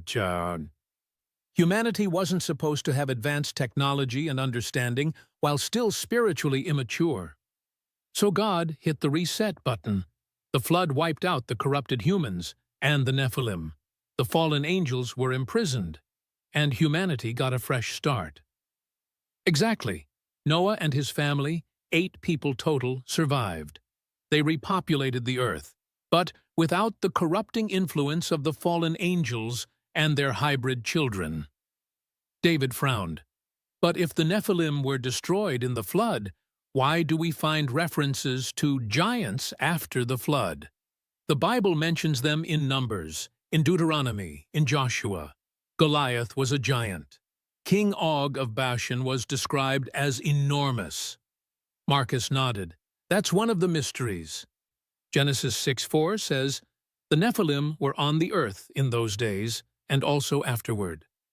That phrase, "and also afterward," suggests some survived the flood, or the fallen angels produced more offspring later. How would they survive a global flood? The text doesn't say. But remember, these were beings with knowledge and abilities beyond normal humans. Maybe some escaped to high ground. Maybe some had technology to survive. Or maybe the fallen angels weren't all imprisoned at the same time. Sarah pulled up her notes from the cave. The inscriptions mentioned 4 angels specifically bound at the Euphrates, but Enoch lists 20 leaders plus 180 followers. That's 200 total. Where are the other 196? Good question.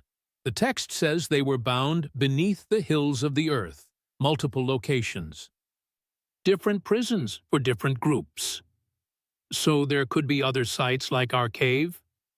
Almost certainly. The 4 at the Euphrates might be the most important or the most dangerous, but they're probably not the only ones. Marcus pulled up another section of Enoch. There's something else we need to understand. The fallen angels didn't just disappear after being imprisoned. According to the text, they continued to influence humanity. How? Through their spirits. Chapter 15. And now the giants who are produced from the spirits and flesh shall be called evil spirits upon the earth, and on the earth shall be their dwelling. Evil spirits have proceeded from their bodies, because they are born from men, and from the holy watchers is their beginning and primal origin. They shall be evil spirits on earth, and evil spirits shall they be called. Demons, David said. Yes, the traditional understanding is that when the Nephilim died in the flood, their spirits, being neither fully angelic nor fully human, couldn't go to heaven or hell.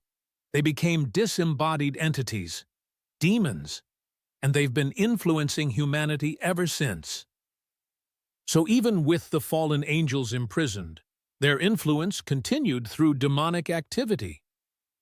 According to the theology, yes, the angels themselves were bound, but the consequences of their actions, the demons, the corrupted knowledge, the spiritual damage, remained active in the world. Sarah checked her monitors. The 4 signals are still stationary, but I'm picking up something new. What? Secondary signals, smaller. Multiple contacts around each of the 4 primary locations. How many? She counted. Looks like 10 around each primary signal. 40 total. Marcus went pale. The text says each leader commanded 10 followers, 20 leaders, each with 10 angels under their command.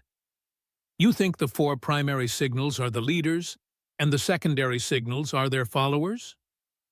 4 leaders at the Euphrates, each with 10 subordinates. That's 44 entities total. What about the other 156? Maybe still imprisoned. Maybe at other locations. Or maybe they've been free for longer than we realize, and we're only noticing now because these 4 just escaped. David pulled up news feeds. Whatever they are, they're affecting the region. Look at this. Reports of unusual phenomena near all 4 locations. What kind of phenomena? Archaeological. Witnesses describe seeing figures in the sky, tall, luminous, moving against the wind. Dear Azor, mass hallucinations reported. Hundreds of people claiming to see visions, hear voices. Mosul, electronic equipment malfunctioning in a 3-mile radius. Cars won't start. Phones don't work. It's like an electromagnetic pulse hit the area. Sanliorfa, animals behaving strangely. Dogs won't stop barking. Birds flying in circles. Livestock refusing to eat. These are all classic signs, Marcus said, of spiritual or supernatural presence in ancient texts. Lights in the sky, visions, technology failures, animal disturbances. Every culture describes these phenomena when documenting encounters with divine or demonic beings. Sarah was analyzing the data patterns. Whatever these entities are, they're generating measurable effects. The electromagnetic disturbances in Mosul, I can detect them from here. Strong radio frequency interference across multiple bands. Angels are described as beings of light and energy, Marcus said. If they exist in our physical reality, they would have to interact with electromagnetic fields. Their presence would create disturbances. So we should be able to track them scientifically. Maybe, if they're fully manifested in physical form. But according to biblical accounts, angels can appear and disappear, become visible or invisible at will. They exist partially outside our normal physical laws. David stood and walked to the window. 3 days ago, I would have called this insane, impossible, but I can't deny what we found in that cave. The chains, the inscriptions, the thermal signatures. Something was down there, something that multiple ancient cultures knew about and warned us about. And now it's free, Sarah said. Not just free, active, organized, following some kind of plan. Marcus pulled up Revelation again. The prophecy describes what happens when the four angels are released. They were released to kill a third of mankind. That's their purpose. That's what they were kept ready to do. How do four beings kill over 2 billion people? By starting a war, or multiple wars, by triggering conflicts that escalate out of control. Look at where they're positioned, all in the Middle East, one of the most politically unstable regions on Earth. Multiple nations, multiple factions, all armed with modern weapons, some with chemical weapons, some with nuclear capabilities. You think they're going to trigger World War III?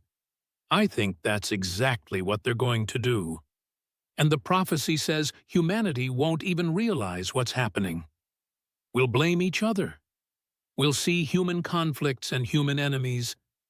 We won't recognize the supernatural manipulation behind it. Sarah's phone rang. Her sister again, calling from London. "Turn on the news," her sister said without preamble. "BBC, CNN, any international channel, right now." Sarah put it on speaker and pulled up a news stream. The headline made her stomach drop.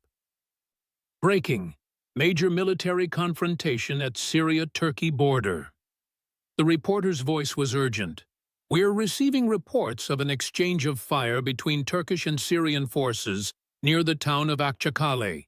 Details are still emerging, but initial reports suggest multiple casualties on both sides. The Turkish government is claiming Syrian forces crossed the border. Syria denies this and accuses Turkey of provocation." Another alert. Iraq mobilizes troops along Syrian border following unexplained explosion near Mosul. Another. Iran issues a warning to Turkey over Euphrates water management. Threatens military response if river flow is not restored. David was checking multiple sources. This is happening fast. Too fast. These nations have been tense for years, but they've avoided direct military confrontation. Now suddenly, within hours, we have multiple flashpoints, all activating simultaneously. "Right where the four signals are located," Sarah said. Marcus was reading the prophecy again. Revelation 9:15. The four angels who had been kept ready for this very hour and day and month and year were released. Not just any time. This specific time. This exact moment in history when conditions are perfect for what they were imprisoned to do. Start the war that kills a third of humanity. And they've been waiting thousands of years for this moment. The news continued. More reports. Tensions are escalating. Military movements, emergency meetings at the UN. The world was sliding toward conflict, and no one realized they were being pushed. Sarah checked her monitors again. The signals are moving now, all 44 of them. Slowly, but deliberately. Moving where? She traced the patterns. Toward population centers, toward military installations, toward infrastructure targets. They're positioning for the next phase. Marcus looked at the biblical text one more time. There's something else. After describing the four angels and their release, Revelation mentions something crucial. Verse 20. The rest of mankind who were not killed by these plagues still did not repent. Even after massive death and destruction, humanity doesn't change. Because we won't recognize what's really happening. We'll blame politics, religion, resources, and territory. We'll see human enemies and human motivations. We won't see the supernatural manipulation. Unless someone tells them, Sarah said. David and Marcus looked at her. We have evidence. We have documentation. We have scientific data showing something impossible is happening. Someone needs to know the truth. Who would believe us? I don't know, but we have to try. Outside, the sun was setting over the Turkish landscape. Somewhere in the darkness, 44 beings that predated human civilization were moving toward their targets. Beings that had been imprisoned for thousands of years, waiting for this exact moment. Beings that knew humanity's weaknesses because they'd taught us our greatest strengths. Beings that had one purpose: to kill a third of mankind. And the countdown had already begun. The physical evidence doesn't lie. That's what David kept telling himself as he reviewed the samples, photographs, and data they'd collected from the cave. In archaeology, you build theories on evidence. Hard, measurable, verifiable evidence. Not myths, not speculation, not ancient texts that could be interpreted a dozen different ways. But the evidence from beneath the Euphrates didn't fit any rational framework. He spread the photographs across the hotel room table. High-resolution images of the chains, the inscriptions, the anchor points, the footprints. Let's approach this scientifically, he said. Forget the religious texts for a moment. What does the physical evidence actually tell us? Sarah pulled up her geological data. Marcus set aside his biblical references. They would analyze this like any other archaeological site, except nothing about this site was like anything else. Start with the chains, David said, pulling up the metallurgical analysis on his laptop. The report from his colleague was detailed, comprehensive, and completely baffling. The alloy composition is unlike anything in the historical metallurgical record. It contains iron, yes, but also chromium, iridium, and trace amounts of rhenium, elements that are incredibly rare and require advanced refining techniques to isolate.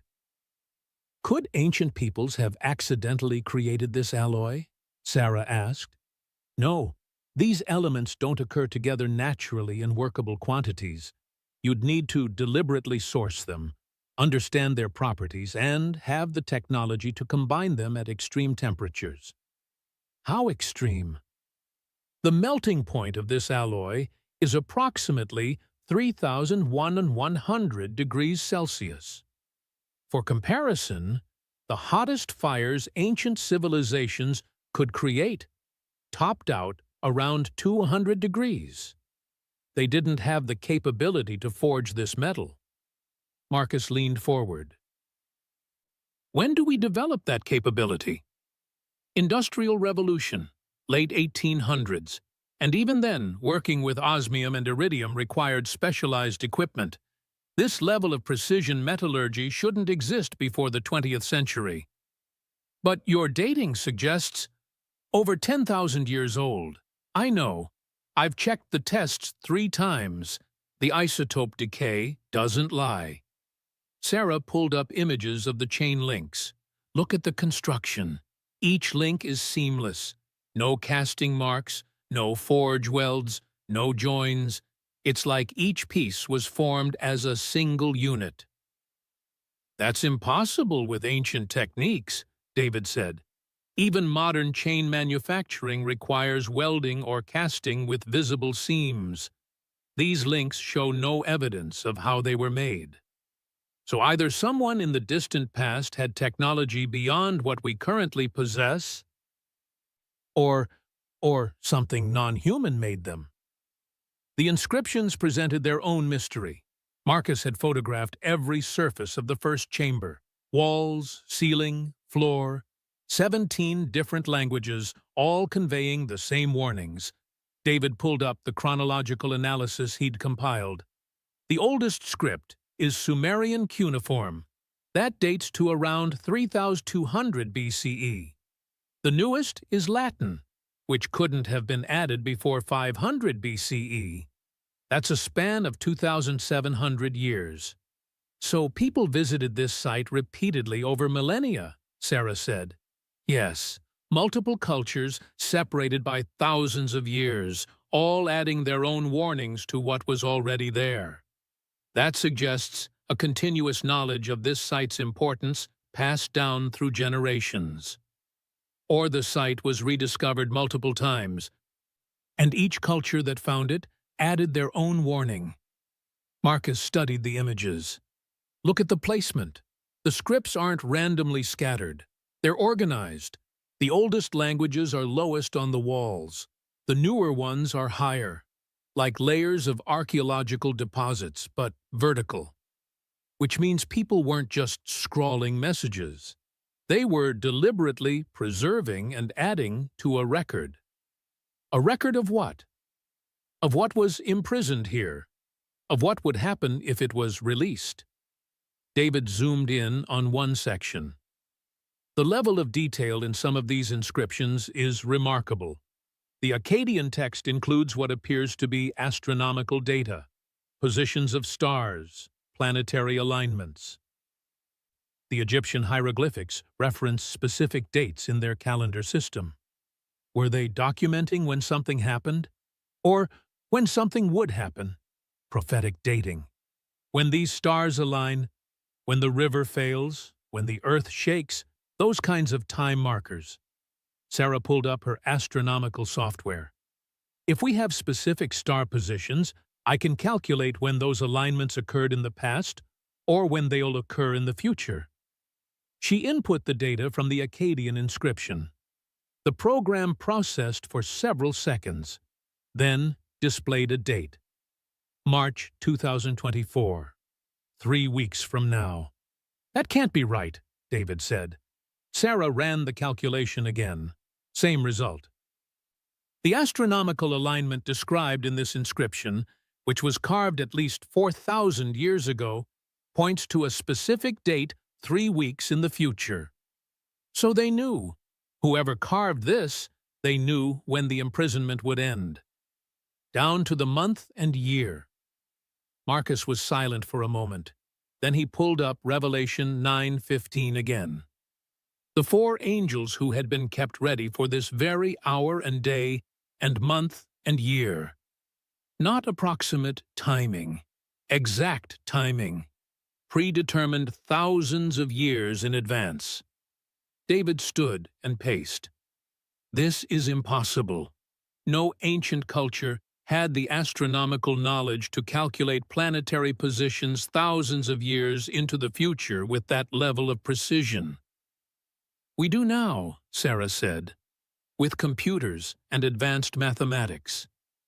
But you're right, they shouldn't have been able to. Unless they were taught, Marcus said quietly. Remember Enoch's list. Barakajal taught astrology. Kokabil taught the constellations. Shamsil taught the signs of the sun. The fallen angels taught humanity advanced astronomical knowledge. So the very beings who were imprisoned ensured that humanity would know when they'd be released. Not just when, where, how, and what would happen afterward. They encoded the information into multiple systems, astronomical, geological, prophetic, so that even if one system failed, others would preserve the knowledge. David returned to the physical evidence. Let's look at the chamber construction itself. He pulled up architectural diagrams he'd created from their measurements. The main chamber is a perfect circle, 30 feet in diameter. The ceiling forms a dome with a 15-foot apex. Those proportions aren't random. They follow golden ratio mathematics. The golden ratio? Sarah asked. Phi, 1.618. It appears throughout nature and has been used in architecture for millennia. The Parthenon, the pyramids of Giza, Renaissance cathedrals all incorporate golden ratio proportions. So whoever built this chamber understood advanced mathematics. Not just understood, mastered. The precision of the construction is extraordinary. The dome's curvature is mathematically perfect. The floor is leveled to within millimeters over 30 feet. And look at this. He zoomed in on the anchor points where the chains connected. These mounting points are positioned at exactly 90-degree intervals around the circle's center: north, south, east, west. Perfect cardinal alignment. To achieve that level of precision underground, without surveying equipment or magnetic compasses, requires knowledge that shouldn't exist in ancient construction. Sarah examined the images. The mounting points themselves. How were they made? That's another mystery. They're not carved into the bedrock. They're integrated with it, like the metal was somehow fused directly into the stone during formation. Geological analysis shows no evidence of drilling, chiseling, or any conventional attachment method. Metal fused into stone? At the molecular level, the interface between the metal and rock shows bonding that would require temperatures and pressures far beyond what ancient peoples could generate. Or what modern technology can easily replicate, Marcus added. The footprints were perhaps the most disturbing piece of evidence.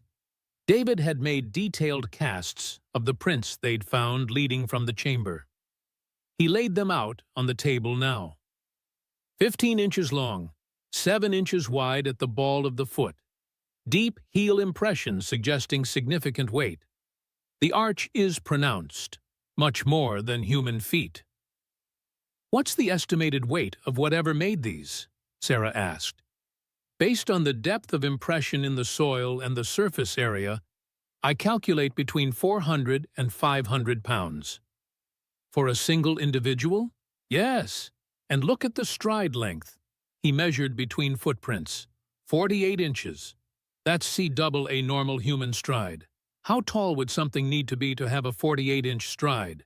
Conservatively, 9 to 10 feet. Marcus pulled up the Book of Enoch again. The Nephilim were described as giants. The text says their height was 3,000 ells, obviously hyperbolic. But even if we interpret that symbolically to mean they were exceptionally tall, 9 to 10 feet fits with other biblical descriptions. Goliath was described as 6 cubits and a span, David said. That's approximately 9 feet 6 inches. King Og of Bashan supposedly had a bed that was 9 cubits long. The giant Lami is mentioned in Chronicles. References to giants appear throughout the Old Testament. And you think these footprints are from actual giants? I think these footprints are from something much larger and heavier than any human. Whether you call them giants, Nephilim, or something else, the physical evidence shows they exist. Sarah was examining the prints under magnification. There's something else. The surface of the print. It's not like normal skin texture. Look at this ridge pattern. She displayed a highly magnified image. The print showed texture, but it wasn't the familiar whorl and ridge pattern of human fingerprints or the smooth surface of animal paws. It was geometric, almost crystalline, like scales or interlocking plates. What has skin like that? Marcus asked. Nothing I've ever seen, David admitted. It's organic. The impression shows it had some flexibility, but the pattern is unlike any known biological structure. Unless biological isn't the right word. They looked at each other. Angels are described as beings of light and spirit, Marcus said, but when they manifest physically, multiple biblical accounts describe them as having unusual appearances. Daniel 10 describes an angel as having skin like polished bronze, a face like lightning, eyes like flaming torches. Not human appearances, not remotely human, frightening enough that Daniel fell unconscious just from seeing one. Sarah pulled up her thermal imaging data from the cave. When we first entered, I registered heat signatures from the chains. Metal doesn't generate heat on its own. It requires an energy source. But these chains were maintaining a temperature around 98.6 degrees Fahrenheit. Human body temperature, David noted. Exactly. Like something had been holding them recently. And look at this. She displayed a thermal map of the second chamber taken just before they'd left. The center of the room, where the chains converged, showed a distinct heat pattern. 4 spots. Each one roughly the size and shape of a large human lying down, the heat residue of where something had been imprisoned. I can calculate how long ago those heat signatures were made based on the dissipation rate in that environment, Sarah said. She ran the numbers. Approximately 72 hours before we arrived. 3 days. 3 days before we found the cave, whatever was chained there broke free. David pulled up the seismic data Sarah had been tracking for months. Your tremor pattern changed 3.5 days ago. That's when it shifted from the regular 17-day intervals to the accelerating pattern. The moment they broke free, and immediately started moving, we found fresh footprints leading out. Within 72 hours, they'd positioned themselves at 4 strategic locations and started triggering events. Marcus was reading through his notes. Enoch describes the fallen angels as having incredible knowledge. They understood astronomy, geology, metallurgy, warfare, medicine. They'd been watching humanity for thousands of years. They'd know exactly where to position themselves for maximum effect. And they'd been planning it, Sarah said. Planning for the exact moment when they'd be released. Thousands of years to prepare, to strategize, to wait for the perfect time. David gathered all the evidence together. Photographs, analysis reports, metal samples, footprint casts, thermal data, seismic readings. If we present this to the academic community, what happens? They'll dismiss it, Marcus said. The metallurgy is too advanced. The construction is too precise. The footprints are too unusual. It challenges too many established theories. So we have proof of something extraordinary and no one will believe it. Not without more evidence, and probably not even then. Paradigm shifts in archaeology take decades. This would require overturning fundamental assumptions about human history. Sarah checked her tracking monitors. The signals are still moving, slowly but deliberately, and I'm picking up interference.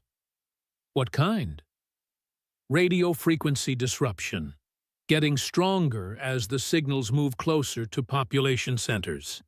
It's like they're generating an electromagnetic field that disrupts technology. Could that be weaponized? Absolutely. Imagine an EMP that doesn't require a nuclear detonation. Just the presence of these entities could disable communications, vehicles, power grids. Modern military forces rely on electronics. Take those away and you're back to basic weaponry. Making conventional warfare much deadlier, David said, and much harder to control. Marcus pulled up recent news. Reports are increasing. Communication failures in multiple cities, unexplained blackouts, electronic malfunctions, and it's all concentrated around the 4 locations where the signals are. They're already affecting infrastructure. Yes, and it's only been 3 days. David looked at all the evidence spread before them. Physical proof of something that shouldn't exist, chains made from impossible alloys, a prison built with advanced mathematics, inscriptions predicting events thousands of years in the future. Footprints from beings 9 feet tall with non-human skin, heat signatures suggesting recent occupation, electromagnetic disturbances affecting modern technology. As a scientist, he said slowly, I'm supposed to find rational explanations, natural phenomena, human causes. And, Sarah prompted, and I can't. Every piece of evidence points to the same conclusion, no matter how impossible it seems. Which is, that something non-human was imprisoned beneath the Euphrates for thousands of years, that multiple ancient civilizations knew about it and left warnings, that it was released 3 days ago, according to a predetermined schedule, and that it's now actively working to destabilize the region and trigger a war. Fallen angels, Marcus said. David nodded slowly. I never thought I'd say this, but yes. The evidence supports that conclusion more than any alternative explanation. Sarah's monitors beeped urgently. The signals just changed behavior, all 44 of them. They've stopped moving. Where are they? She pulled up the map. The locations made her hands go cold. Military bases, government buildings, infrastructure hubs, power plants, communication centers. They've positioned themselves at critical targets across 4 countries. When? Just now, within the last 5 minutes, like they received a signal and moved into the final position simultaneously. Marcus checked the time. It's been exactly 72 hours since we discovered the cave. 3 days since they were released, David said. 3 days of positioning. 3 days of preparation. And now they're in place. The room fell silent. Outside, the sun had set completely. Darkness covered the landscape. And somewhere in that darkness, 44 beings that had waited thousands of years for this moment were ready to execute the plan they'd been imprisoned to prevent. But their imprisonment had ended. The appointed time had come, and the evidence suggested nothing humanity could do would stop what happened next. The first attack happened at 3:47 a.m. local time.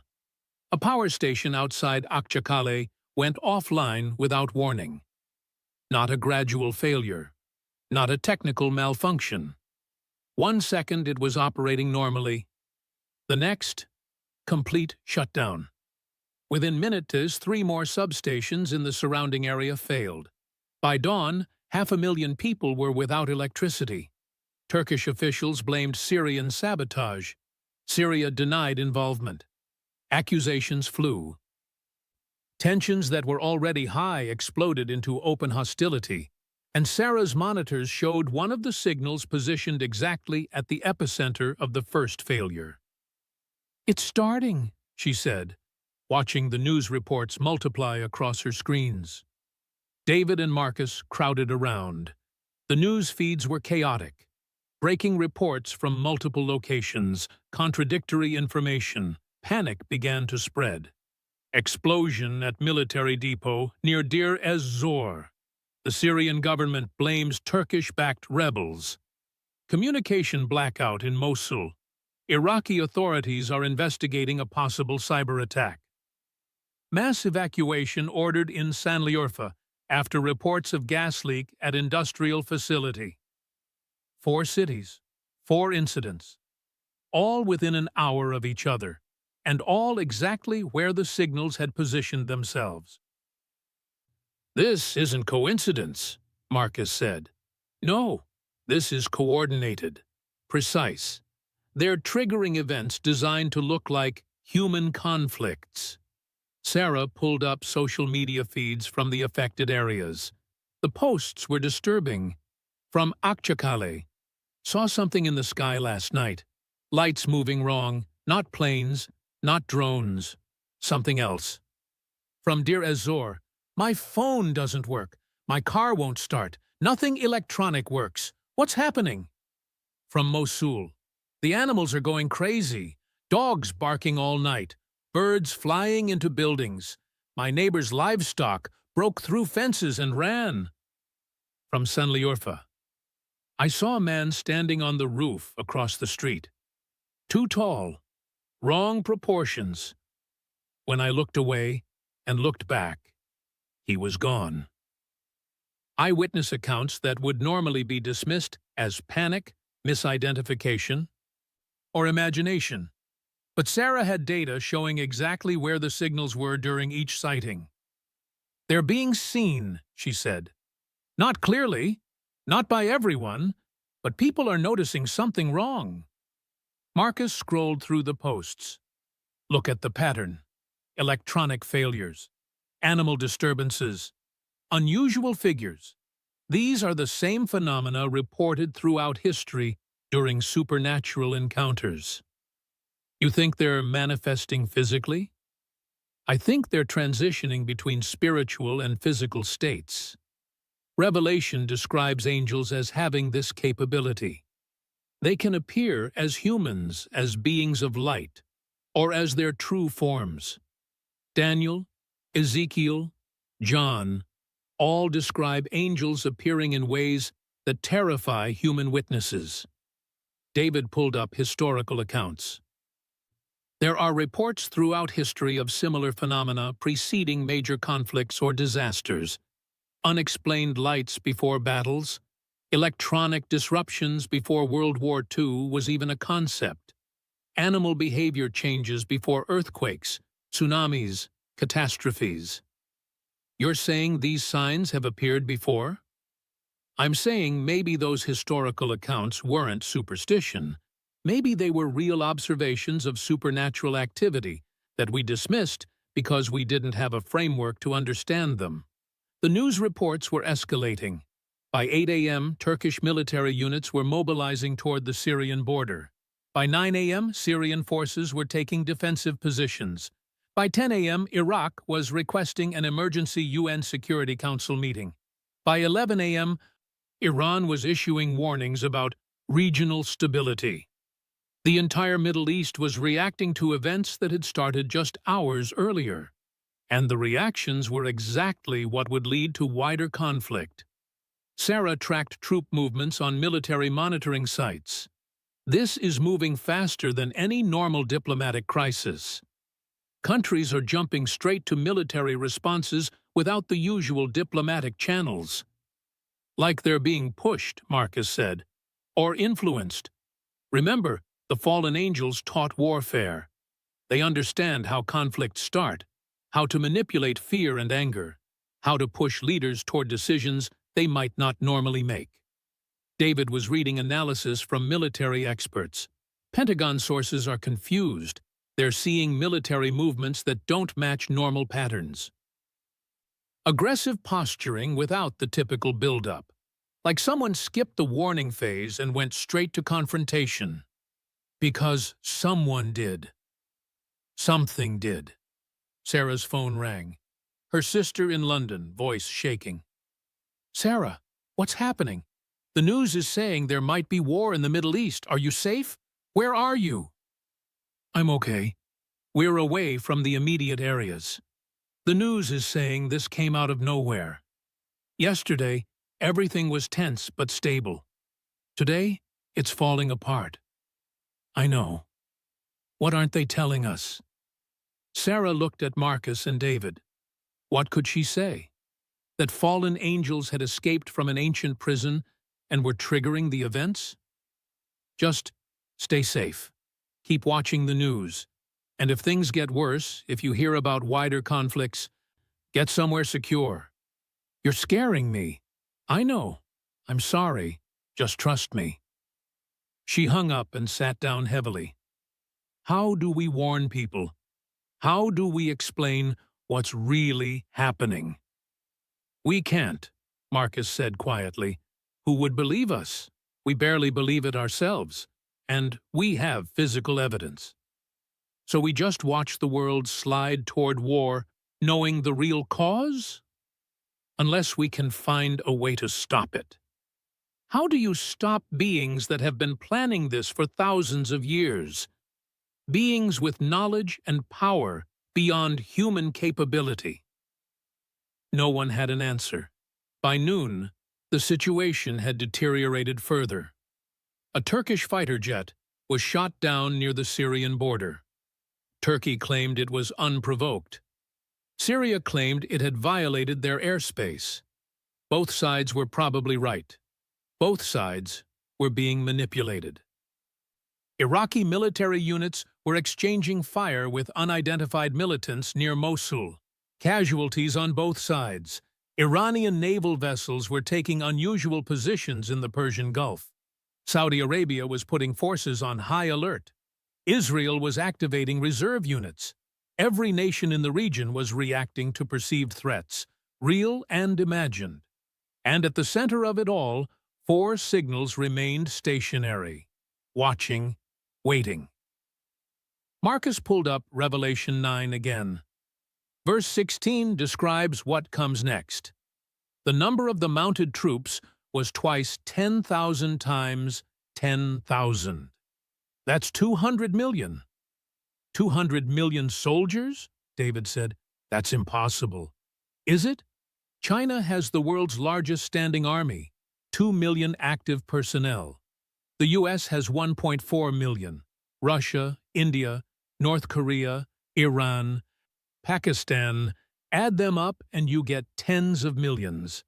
If a major war breaks out with full mobilization, conscription, reserves activated, 200 million isn't impossible. You think this triggers a global conflict? I think that's exactly what it's designed to do. Start in the Middle East. Draw in regional powers. Then global superpowers who have interests in the region. The US, Russia, China, they all have military presence or alliances here. One wrong move, and it escalates beyond control. Sarah was tracking news from beyond the Middle East. The U.S. is moving carrier groups toward the region. Russia is conducting exercises near the Black Sea. China is making statements about protecting their interests in the Middle East oil supplies. The powder keg is ready, David said. All it needs is the right spark. At 2:15 p.m., that spark came. A chemical weapons facility outside Damascus exploded. The blast was massive. Satellite imagery showed a mushroom cloud rising over the site. Within minutes, reports of chemical exposure in surrounding areas. Civilians affected. Casualties mounting. Syria immediately blamed Israel. Israel denied involvement. Turkey blamed the Syrian government for mishandling their own weapons. Russia blamed Western interference. Iran blamed a conspiracy against Islamic nations. Everyone blamed someone. Everyone saw enemies. No one saw the manipulation. But Sarah saw her monitors. One of the signals had been positioned at that exact facility 3 hours before the explosion. They're not just influencing events, she said. They're directly causing them. Marcus was pale. Chemical weapons. That's what Revelation describes. Fire, smoke, and sulfur. First-century language for chemical and biological warfare. How many people were in the blast radius? David asked. Sarah checked casualty reports. Initial estimates say thousands, but if the chemicals spread, it could be tens of thousands. And the response? News alerts were already coming in. Israel scrambling jets. U.S. forces are on high alert. Russia deploying additional assets to their Syrian bases. Iran promises severe consequences. Everyone's mobilizing, David said. This is how world wars start. A single incident that triggers cascading reactions until no one can stop it. Except this isn't a single incident, Marcus said. There have been dozens, all within 12 hours, all designed to push every nation toward military response. Sarah pulled up a timeline she'd been building. Hour 1, power failures and infrastructure attacks. Hour 3, military incidents and border confrontations. Hour 6, first major explosion with mass casualties. Hour 9, multiple nations mobilizing forces. Hour 12, chemical weapons deployment. It's a pattern, she said. Escalation designed to overwhelm diplomatic solutions. Each event pushes tensions higher before anyone can de-escalate from the previous one. How long until major military engagement? David asked. Sarah ran projections based on historical conflict patterns. At this rate of escalation, 24 to 48 hours. And then? Full-scale war. Multiple fronts. Regional conflict at minimum. Potentially global if superpowers get directly involved. Marcus checked biblical prophecy timelines. Revelation doesn't give exact timeframes, but it describes rapid progression once certain events begin. The seals open in sequence. Each one brings worse judgment than the last. Where are we in the sequence? The sixth seal just broke. The 4 angels were released. We're at the beginning of the cycle that leads to a third of humanity dying. David stood and walked to the window. The afternoon sun made the landscape look peaceful, ordinary. But 40 miles away, chaos was unfolding. There has to be something we can do, some way to expose what's really happening.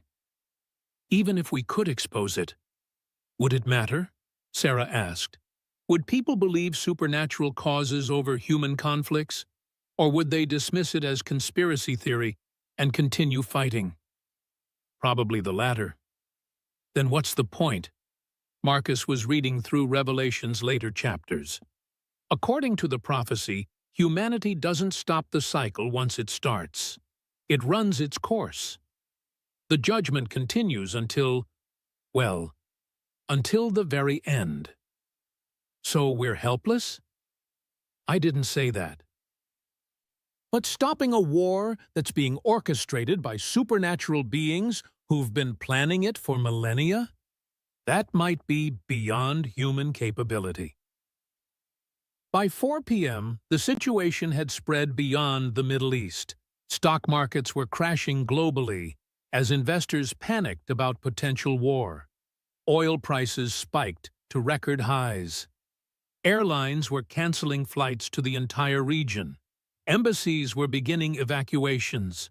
The world was reacting to events unfolding faster than anyone could process. Sarah's sister called again. They're saying this could be World War III. Is that possible? Could it really get that bad? Sarah looked at the evidence in front of her. The signals, the timeline, the prophecy. Yes, she said quietly. It could get that bad. What should I do? Stock up on essentials. Water, food, medicine. Make sure you have cash. Banks might close. Have a plan to get somewhere safe if things escalate. You're really scared, aren't you? Yes. After the call ended, Sarah pulled up global news. Protests in major cities. People demanding peace. People are demanding war. Everyone divided. Everyone certain they were right. Social media was a battleground of accusations and blame. Conspiracy theories spread alongside legitimate news until no one could tell the difference. Exactly the chaos that would prevent organized response. They're winning, she said. In less than a day, they've pushed the world to the brink.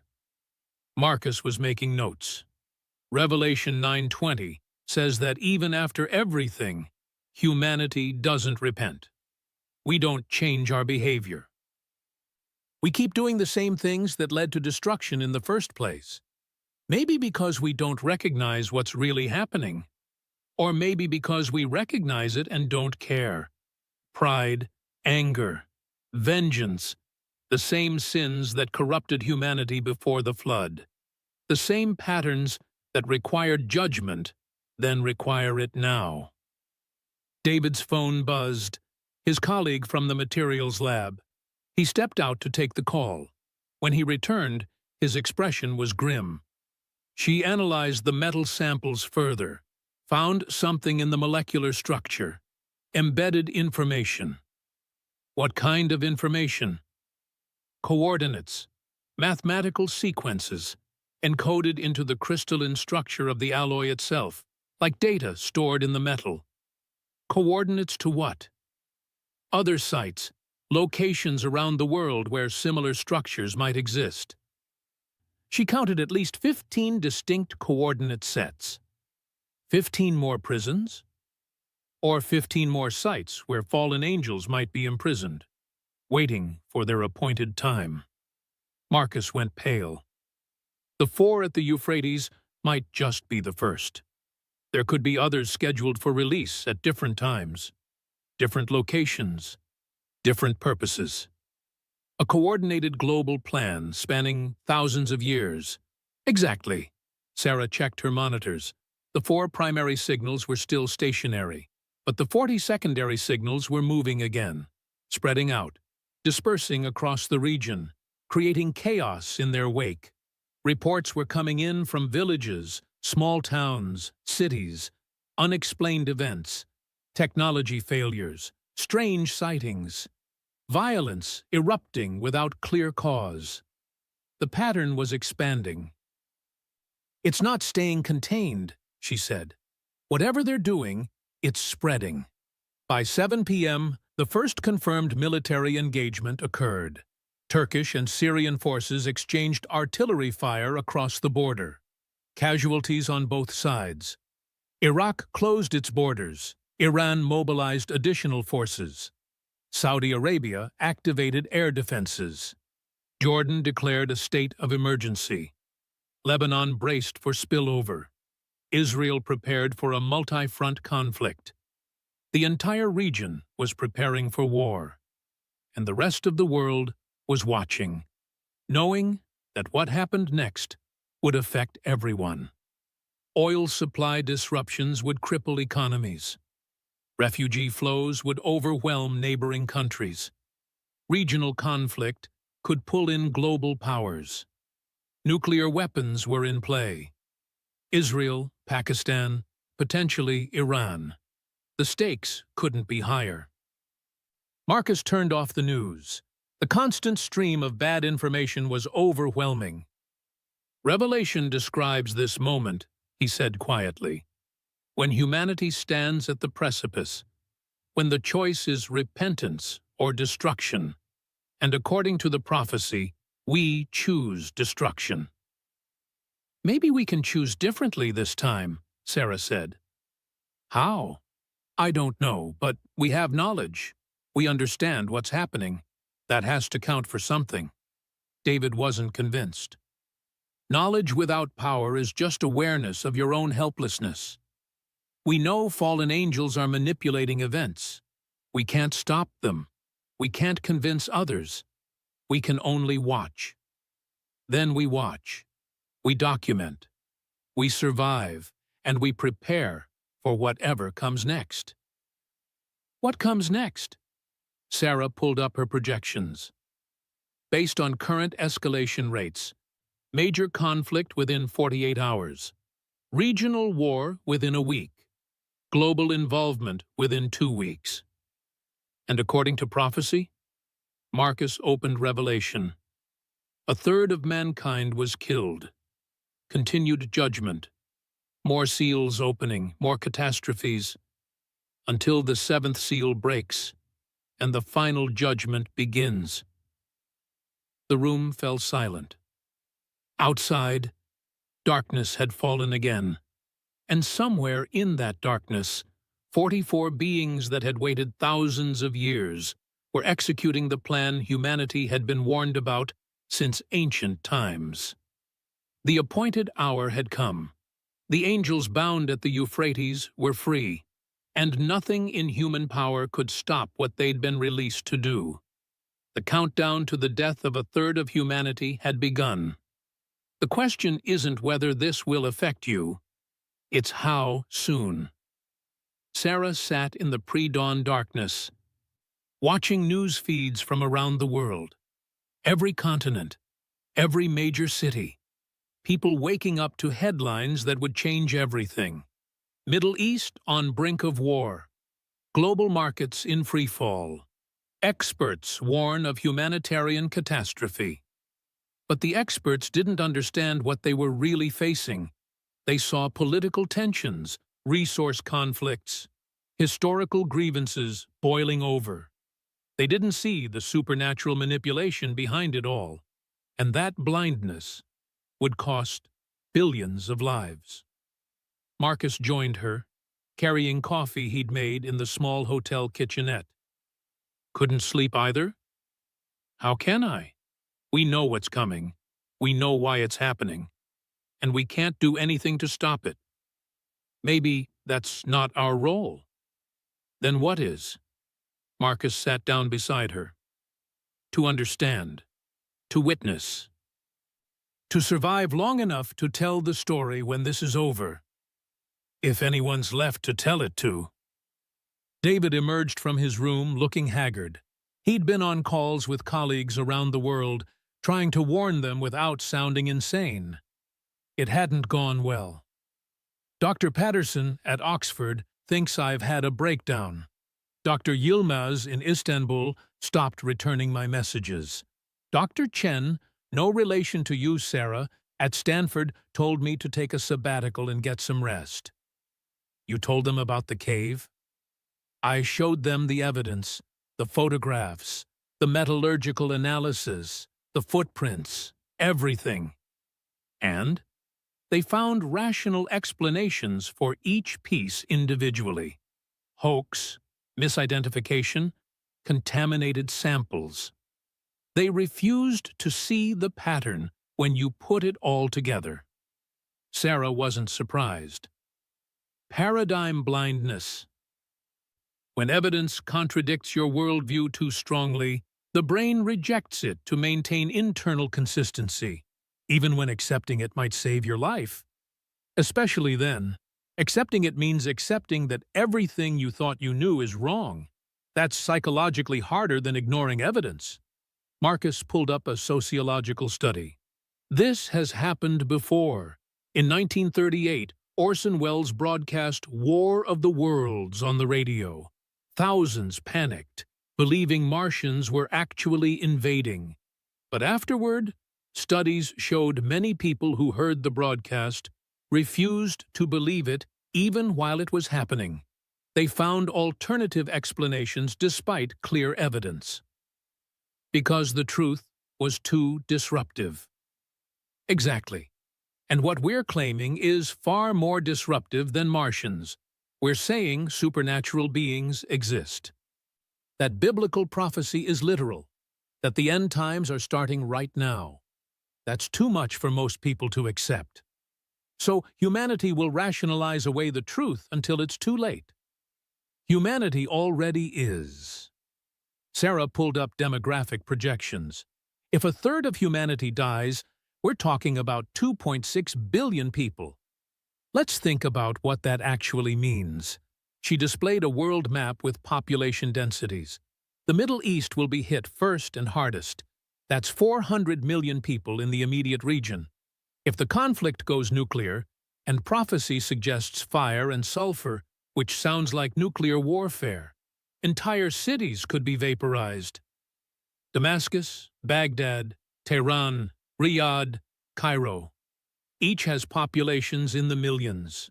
One nuclear strike on each eliminates tens of millions immediately.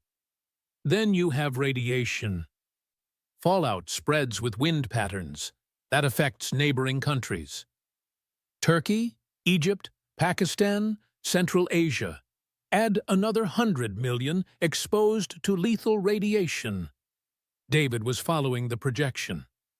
Then comes infrastructure collapse. Power grids fail. Water treatment stops.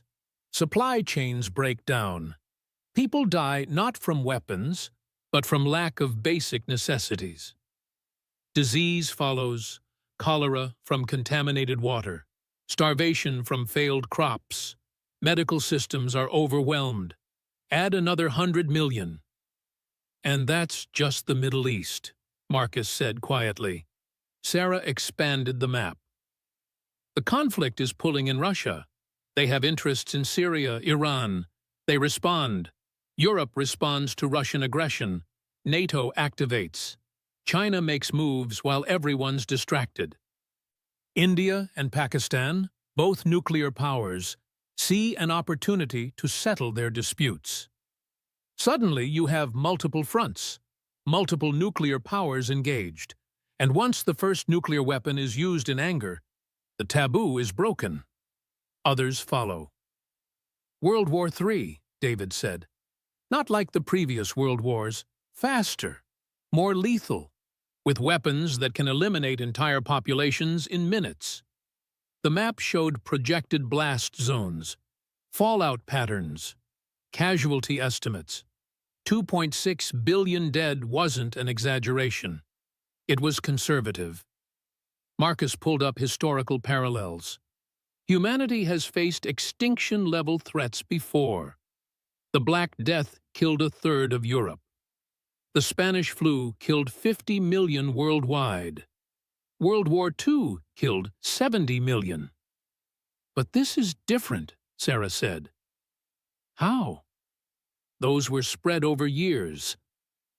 People had time to adapt, to respond, to find solutions. This will happen in weeks, maybe days. The speed of modern warfare combined with the lethality of modern weapons means the death toll can be astronomical before anyone has time to stop it. David was reading casualty projections from nuclear warfare studies. A single modern nuclear weapon on a major city kills everyone within a 5-mile radius instantly. Severe burns and radiation exposure for 15 miles. Fallout effects for hundreds of miles. One weapon, one city, millions dead or dying. Now, multiply that by the hundreds of nuclear weapons that exist worldwide. And add conventional warfare, chemical weapons, biological agents, cyber warfare taking down critical infrastructure, starvation, disease, chaos.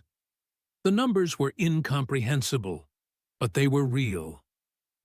Sarah pulled up social media feeds from ordinary people around the world.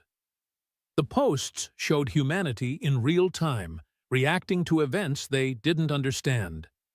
From New York, should I pull my kids from school?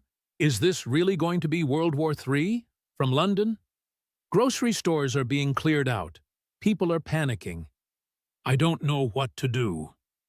From Tokyo, my company is evacuating all personnel from the Middle East. They're saying it's temporary, but I don't believe them. From Mumbai, my cousin lives in Dubai. She can't get a flight out. All airports are overwhelmed. She's terrified. From Sao Paulo, why is this happening? Why now? I thought we'd learned from past wars. Real people, real fear, real consequences. This is what the prophecy means, Marcus said. Not abstract numbers, not statistics. Individual human beings, families, children, people with hopes and dreams and lives they want to live. And a third of them will die because of what was released from that cave, David said. Because of what we released, Sarah corrected. Humanity, I mean. The fallen angels were imprisoned, sealed away. The warnings were there. Multiple cultures across thousands of years all said the same thing. Don't break the seal. Don't release what's bound here. We didn't break anything.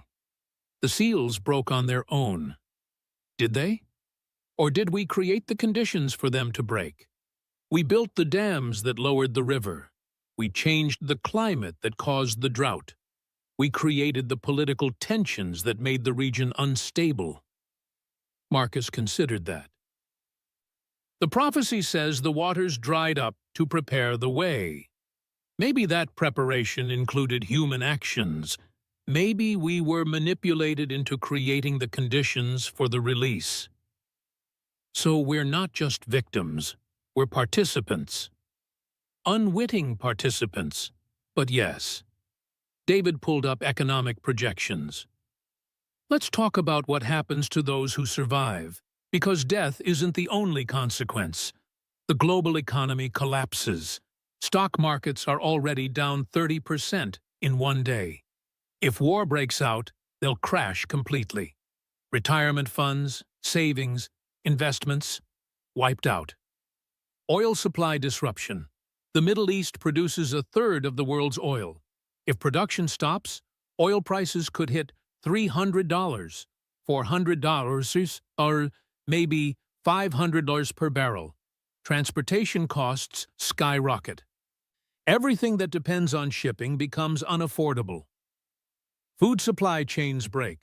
Modern agriculture depends on fertilizer, much of it produced in the Middle East and Russia. No fertilizer means crop failures. Crop failures mean famine, not just in war zones, globally, Sarah added to the projection. Refugee crisis. Current estimates say 70 million people could be displaced if major war breaks out in the Middle East. Where do they go? Europe is already strained. Africa can't absorb millions more. Asia faces its own challenges. So refugee camps, overcrowding, disease, desperation, which leads to more conflict as nations close borders and turn away people fleeing death. The cycle perpetuates itself. Marcus opened his Bible. Revelation 6 describes what follows the sixth seal, verses 15 to 17. Then the kings of the earth, the princes, the generals, the rich, the mighty, and everyone else, both slave and free, hid in caves and among the rocks of the mountains. They called to the mountains and the rocks, "Fall on us and hide us from the face of him who sits on the throne and from the wrath of the Lamb. For the great day of their wrath has come, and who can withstand it?" People hiding in caves and mountains. That sounds like nuclear bunkers, underground shelters.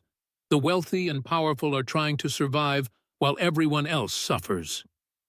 And even they recognize its judgment. Even they know this isn't just war, it's wrath. Sarah checked the time. 5:47 a.m.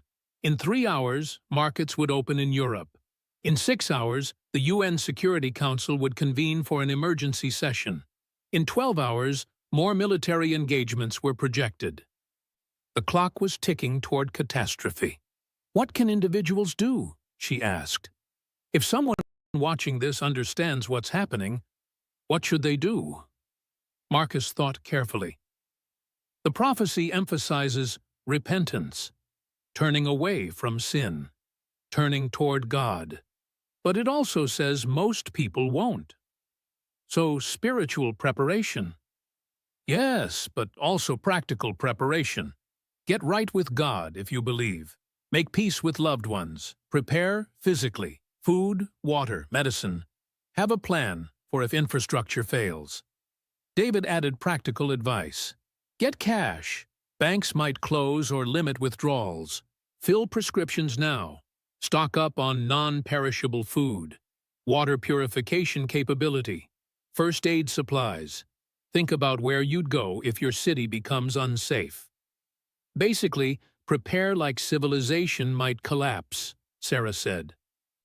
Because it might. At minimum, prepare for months of disruption, possibly years. And spiritually? Marcus opened his Bible again. Luke 21:28.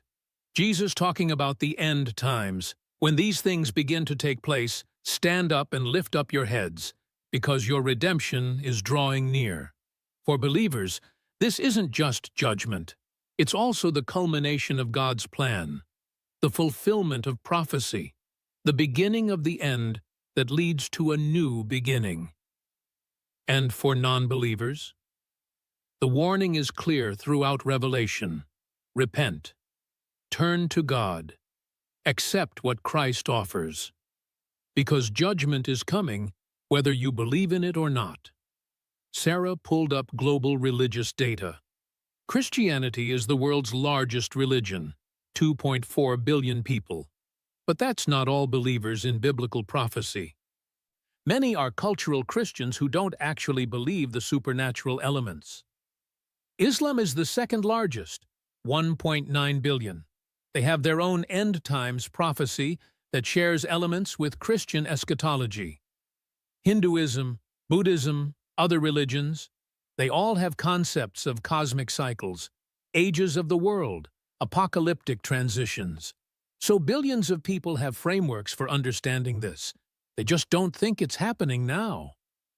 Marcus nodded. That's always been the challenge. Yes, we believe in end times. Yes, we believe in prophecy, but not today, not in our lifetime. Always some distant future. Except, it's not distant anymore. No, it's here, happening in real time. And most people still won't recognize it because they can't accept that it's actually now. David stood and walked to the window. The dawn was breaking over the Turkish landscape. Another day begins. For how many would it be their last? We need to tell people, he said, even if they don't believe it, even if they think we're crazy. We have to try. How? Social media, video, documentation. Put everything we've found out there. Let people decide for themselves. Sarah considered it. We'll be labeled conspiracy theorists, doomsday cult, religious extremists. Probably, but some people will listen, some will prepare, some will turn to God. If we save even one person, isn't it worth it? Marcus was already setting up his laptop. We document everything: the cave, the chains, the inscriptions, the footprints, the timeline of events, the prophecy connections. We present it as clearly and rationally as we can. And then we let it spread. We let people make their own choices, and we prepare for what comes next. Sarah checked her monitoring equipment one final time. The 4 primary signals were still positioned at their strategic locations. The 40 secondary signals had dispersed across the region. And now her sensors were picking up something new. More signals. Fainter. Further away. I'm detecting additional contacts, she said. Where? She pulled up the global map. Europe, Asia, Africa, the Americas. How many? She counted. At least 60, maybe more. They're weaker, either further away or not fully manifested, but the pattern is similar to what we saw from the Euphrates signals. The other prisons, David said. The coordinates embedded in the chains. They're opening too. Not all at once, but sequentially. Like a timer was started when the first seal broke. Marcus pulled up his timeline calculations. If the astronomical data was correct and the Euphrates angels were released on schedule, other releases might follow the same pattern. Different locations, different times, but all coordinated. A global awakening. A global judgment. Sarah looked at the map covered in signals. Points of light representing beings that shouldn't exist, released from prisons that had held them for millennia, all positioning themselves, all preparing for the roles they were imprisoned to prevent, but released to fulfill. The death of a third of humanity wasn't a distant possibility. It was an approaching certainty. And humanity, with all its technology, all its knowledge, all its power, had no defense against beings who had been planning this since before recorded history began. The appointed time had come. The seals were breaking. And what it meant for humanity was simple, terrible, and unavoidable. Judgment. Everything changed in the next 18 hours, not gradually, not with warning, like a dam breaking. Sarah had been tracking the signals continuously, mapping their movements, recording their patterns. But at 6:23 a.m., something shifted. All the signals, primary and secondary, near and far, stopped moving simultaneously for exactly 90 seconds. Then they all moved at once. They're coordinating, she said, her voice tight. "This isn't random positioning anymore. This is synchronized action." Marcus and David rushed to her monitors. The signals were converging on specific targets, not randomly. With precision that suggested intelligence, planning, purpose, military bases, government centers, communication hubs, power infrastructure, all the critical points that would cripple a nation's ability to respond. "How long until they reach those targets?" David asked. Sarah calculated based on their movement speed. "At the current rate, 4 to 6 hours. Then that's how long we have before this goes from crisis to catastrophe." The news feeds confirmed what the data showed. By 7 a.m., reports were flooding in from across the Middle East. Multiple power grids failing simultaneously. Not one at a time. All at once. Turkey, Syria, Iraq, Iran, Jordan, Lebanon, massive blackouts hitting within minutes of each other. Communication networks collapsing. Cell towers going dark. Internet service providers offline. Transportation grinding to a halt. Traffic lights are dead. Trains stopped. Airport systems crashed. It was a coordinated infrastructure assault on a scale never seen before, and it was just the beginning. David pulled up analysis from cybersecurity experts. They're calling it the most sophisticated cyber attack in history. Simultaneous penetration of systems across multiple countries. They can't figure out how it's being done. "Because it's not cyber," Sarah said. "Look at the signal positions. Each major outage has a signal at its epicenter. They're not hacking the systems. They're directly disrupting them." "How?" "Electromagnetic interference. The signals generate fields that overwhelm electronic systems, fry circuits, corrupt data. It's like an EMP, but localized and controllable." Marcus was reading through biblical descriptions of angelic manifestations. When angels appear in Scripture, there are often physical effects. The ground shakes, lights appear, people are struck blind or fall unconscious. Angels interact with physical reality in ways that seem to violate natural laws. "Because they exist partially outside those laws," Sarah said. "They're not bound by the same physics we are, so their presence distorts the electromagnetic field, affects matter and energy in ways our technology can't handle. And they're using that capability as a weapon we have no defense against." By 9 a.m., the infrastructure collapse was causing cascading failures. Hospitals without power. Backup generators are running, but fuel supplies are limited. Water treatment plants offline. Cities losing clean water supply. Refrigeration failed. Food spoiling. Supplies that took days to rot would be gone in hours in the heat. Financial systems crashed. Banks couldn't process transactions. ATMs weren't working. Digital currency was inaccessible. Millions of people suddenly had no way to buy food, water, medicine. Panic was setting in. Sarah watched social media feeds descend into chaos. "Markets are closed. I can't access my money. What should I do?"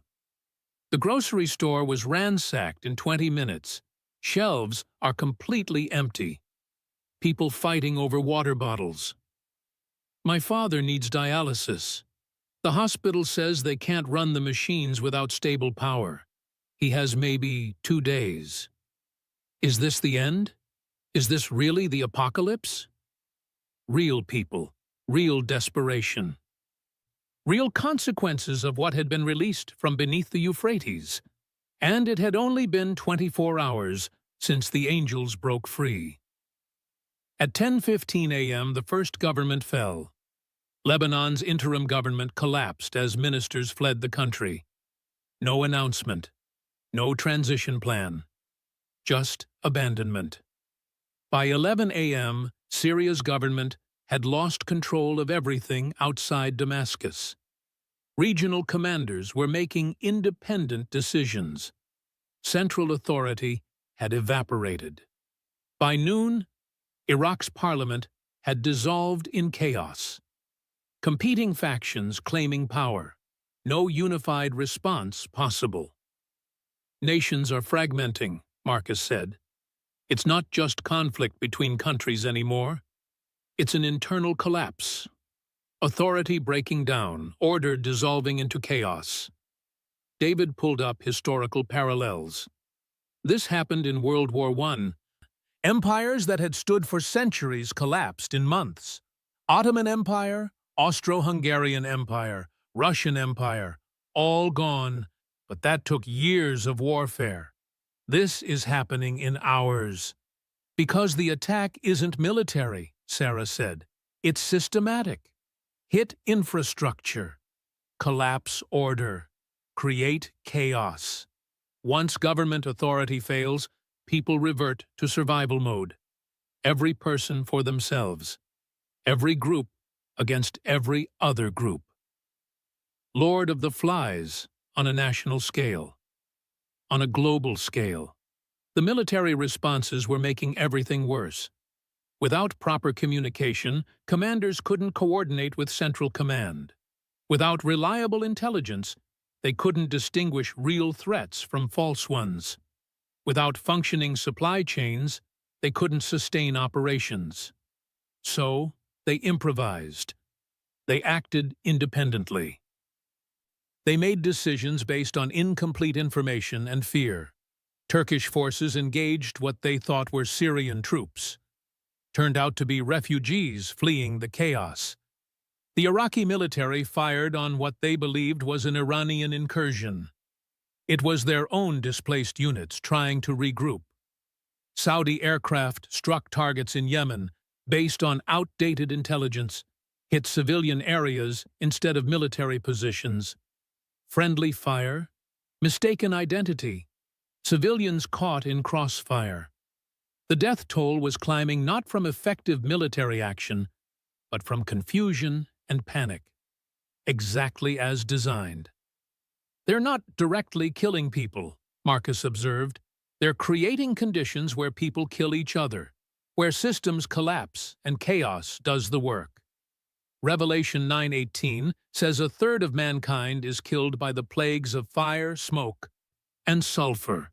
But verse 20 says the rest don't repent. They keep doing the same things that led to destruction.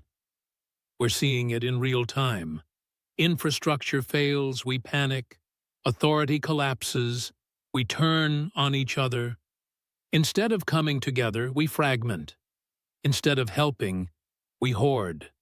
Instead of peace, we choose violence. And the angels don't have to do anything except watch us destroy ourselves. Sarah's sensors detected a new pattern at 1:30 p.m. The signals were pulsing, rhythmic, synchronized across all locations. "What is that?" David asked. "I don't know. It's like a broadcast. They're all transmitting something simultaneously." "Transmitting what?" She tried to isolate the signal, analyze its structure, but it wasn't electromagnetic in the conventional sense. It was something else. Something her equipment could detect but not decode. Marcus felt it before the equipment confirmed it. A pressure. A weight, like the air itself had become heavier. "Do you feel that?" he asked. Sarah and David both nodded. "It's like dread," Sarah said. "Physical dread. Like something terrible is about to happen, and my body knows it before my mind does." The feeling intensified over the next 10 minutes, spreading, growing. Then Sarah's phone started buzzing with notifications, news alerts from around the world. Mass panic events reported in major cities globally. Thousands hospitalized with anxiety attacks in Cairo. Istanbul emergency services overwhelmed with psychiatric crisis calls. Tehran reports widespread hysteria. Cause unknown. Baghdad residents describe an overwhelming sense of doom. The signals weren't just disrupting electronics, they were affecting human consciousness directly. Psychological warfare, David said. They're broadcasting fear, amplifying anxiety, turning normal stress into paralyzing terror. Marcus pulled up biblical accounts. When angels appear, people often describe overwhelming fear. Fear not is one of the most common things angels say to humans because the natural reaction to their presence is terror. Now imagine that terror weaponized, projected across entire populations. People don't know why they're afraid, they just are. And that fear drives irrational behavior. On the news feeds, the results were visible. Mass stampedes in crowded areas as people fled from nothing. Violence erupts as fear turns to aggression, parents abandoning children, neighbors attacking neighbors. The worst of human behavior, triggered by manufactured fear. By 3 p.m., the timeline had accelerated beyond all projections. What Sarah had calculated would take 48 hours was happening in 12. Governments collapsing, infrastructure destroyed, populations in panic, military forces engaged in chaotic, uncoordinated combat, and the death toll was climbing exponentially. Conservative estimates, 100,000 dead in the first day. Likely numbers, closer to 500,000. Projected numbers if the pattern continued, millions within a week. We're watching the prophecy unfold in real time, Marcus said quietly.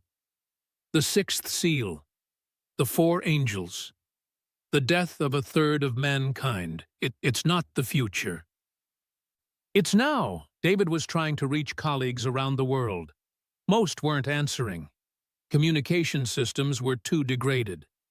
But one message got through, from Dr. Patterson at Oxford. David, I don't know what's happening, but you were right to be worried. This isn't a normal conflict. Something else is driving this. I've been analyzing the pattern and it's too coordinated to be human. Call me if you can. We need to...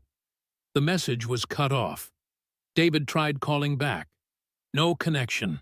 He tried other colleagues. Same result. The global communication network was fragmenting. Soon, they'd be isolated, cut off from information, unable to coordinate or warn anyone. The darkness was spreading. At 4:47 p.m., Sarah's equipment detected something that made her blood run cold. The signals from other locations, the ones I detected earlier in Europe, Asia, the Americas, they're getting stronger. Meaning whatever was starting to manifest is now fully manifesting. Those prisons are opening. More angels are being released. She pulled up the global map. Signals appearing in France, Germany, China, Japan, Brazil, Nigeria, Australia. Dozens of new contacts, all following the same pattern the Euphrates angels had demonstrated. It's spreading, David said. This isn't just a Middle East crisis anymore, it's global. Marcus checked his timeline calculations. The prophecy describes sequential events. The seals open in order, but it doesn't say how much time passes between them. Hours? Days? Weeks? Based on what we're seeing, hours, maybe less. Then we're in the acceleration phase. Things will keep moving faster until what? Until the seventh seal, the final judgment, the end. The news at 6 p.m. confirmed the global spread. Unexplained power outages in Paris. Mass panic in Tokyo. Military confrontations in South America as border disputes suddenly escalated. Cyber attacks, or what authorities were calling cyber attacks, taking down systems across Africa. Simultaneously. Globally. Coordinated. The pattern from the Middle East was replicating worldwide. And humanity was responding exactly as predicted. With fear, with violence, with chaos. Sarah pulled up casualty projections based on the current rate. If this continues at the present acceleration, we'll reach a third of the global population in approximately 14 days. 2.6 billion people dead. In 2 weeks. That's the timeline, unless something changes. What could change it? No one had an answer. The forces they were facing had planned this for thousands of years, had power beyond human capability, had humanity's own worst instincts as their weapon. There was no defense, no escape, no hope in human solutions. Marcus opened his Bible again, reading not for research now, but for comfort. Revelation 21, he said softly. After all the judgment, after all the destruction, there's this. He will wipe every tear from their eyes. There will be no more death or mourning or crying or pain, for the old order of things has passed away. You think that brings comfort? Sarah asked, when billions are about to die? I think it brings perspective. This isn't the end of everything. It's the end of this broken world. The end of corruption and sin and suffering, and the beginning of something new. A lot of people won't survive to see that new beginning. No, but the promise is there.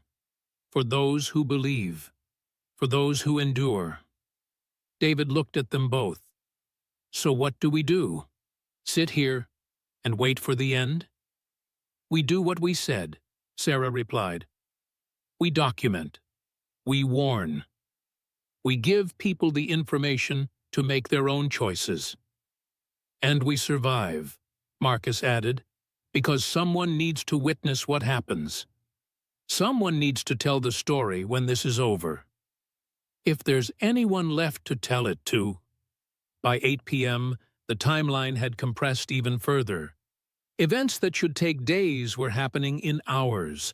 Governments falling, nations fragmenting. Infrastructure is collapsing, populations panicking. Sarah watched her monitors showing signals spreading across the globe, each one a point of chaos. Each one drives humanity toward self-destruction. The appointed time had arrived. The angels bound for thousands of years were free, and they were executing the plan humanity had been warned about since the beginning. A third of mankind would die. Not because angels would directly kill them, though some would, but because humanity would kill itself, driven by fear, manipulated by forces we couldn't see, reacting with violence when we should choose peace. The timeline was accelerating. The countdown was racing towards zero. And somewhere in the darkness, 44 beings that predated human civilization watched as prophecy became reality. Just as they'd planned. Just as it was written. Just as it had to be. The sixth seal was opening, and there were still 7 more to come. The message came through at 11:47 p.m., not on any normal communication channel. Sarah's equipment had been picking up nothing but static for the past 3 hours as global networks finally collapsed completely. This came directly through the monitoring system she'd been using to track the signals. Text appearing on her screen where only data readings should be. You witnessed the beginning. David and Marcus rushed over. What is that? David asked. Before Sarah could answer, more text appeared. You found the prison. You saw the chains. You read the warnings. It's them, Marcus whispered. They're communicating with us. Marcus Webb, linguistic expert. You translated our names. David Kumar, archaeologist. You analyzed our bonds. Sarah Chen, scientist. You tracked our movements. Sarah's hands trembled as she typed a response. Who are you? We are the appointed, the bound who are now free. The first of many. The fallen angels, Marcus said. That is one name, We have been called many things: watchers, Nephilim fathers, sons of God, bringers of knowledge, agents of judgment. Why are you communicating with us? Sarah typed. Because you are witnesses, chosen not by us, but by circumstance. You found what was hidden. You understood what others denied. You see the pattern. David leaned forward. What pattern? The pattern written before time.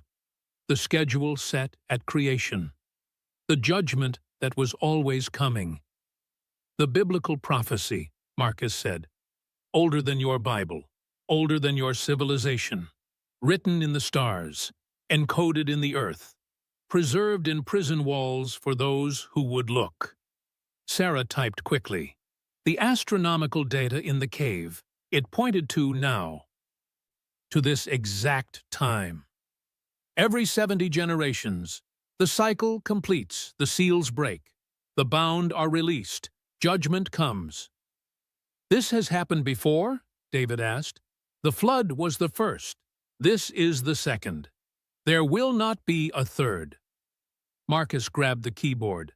Revelation says a third of mankind will die. Is that true? That is the minimum. The prophecy speaks of those who die in the first phase. Many more follows. Can it be stopped? Can you stop the sunrise? Can you hold back the tide? Can you change what was written before the foundations of the world? So humanity is doomed, Sarah said. Humanity chose its path. We only facilitate the consequences. You war because war is in your hearts. You destroy because destruction is your nature. We simply remove the restraints. Remove the restraints? For millennia, our imprisonment held back complete chaos. Our chains were not just our bonds, they were humanity's protection. Now the chains are broken. The screen flickered. New text appeared. But you three are different. Different how? Sarah typed. You sought truth when others sought comfort. You accepted evidence when others chose denial. You are witnesses to what comes next. What comes next? The seventh seal. Marcus's face went white. The seventh seal is the final judgment. The end of everything. Not the end. The transformation.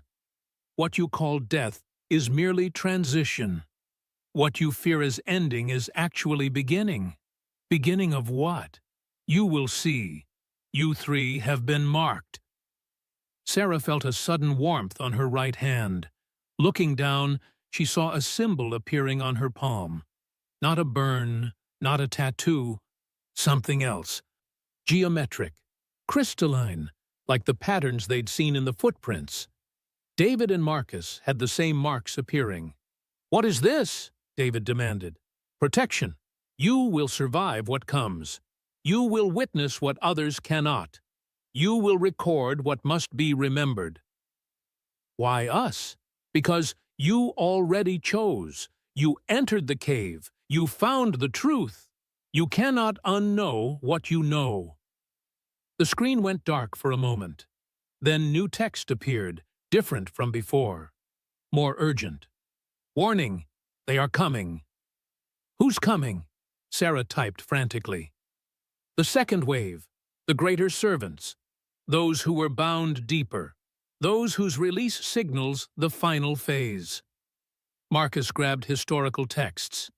There are references to hierarchies of fallen angels, different ranks, different powers. If the first release was just the beginning? The building shook, not an earthquake. Something else, a vibration that seemed to come from above rather than below. Sarah's equipment went haywire. Every sensor maxes out simultaneously.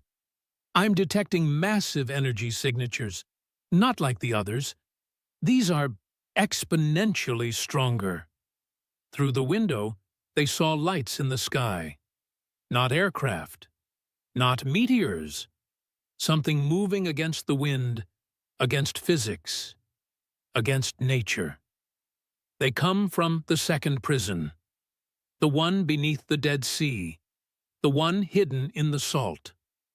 David pulled up geological surveys of the Dead Sea, the lowest point on Earth, the saltiest body of water, a place where nothing lives. There are massive cave systems beneath the Dead Sea, unexplored, considered too dangerous because of the salt concentration and depth. The salt preserved them, the depth contained them. But the Dead Sea is also drying. The seals are breaking everywhere. Sarah watched her monitors as new signals appeared.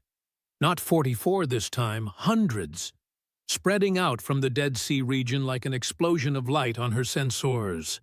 "This is exponentially worse than the Euphrates release," she said. "The Euphrates 4 were servants. These are warriors. The Euphrates 4 prepared the way. These bring the storm." Marcus was reading Revelation with new understanding. The 7 trumpets, the 7 bowls. Each judgment is worse than the last. If the Euphrates release was just the 6th seal, and now the 7th is breaking, the 7th seal contains the 7 trumpets. The 7 trumpets contain the 7 bowls, judgment within judgment, catastrophe within catastrophe. The lights in the sky were getting closer. Sarah could see them more clearly now. Figures, tall, luminous, moving in formation. Find shelter, underground, deep. The marking will protect you, but you must survive to witness. Witness what? David asked.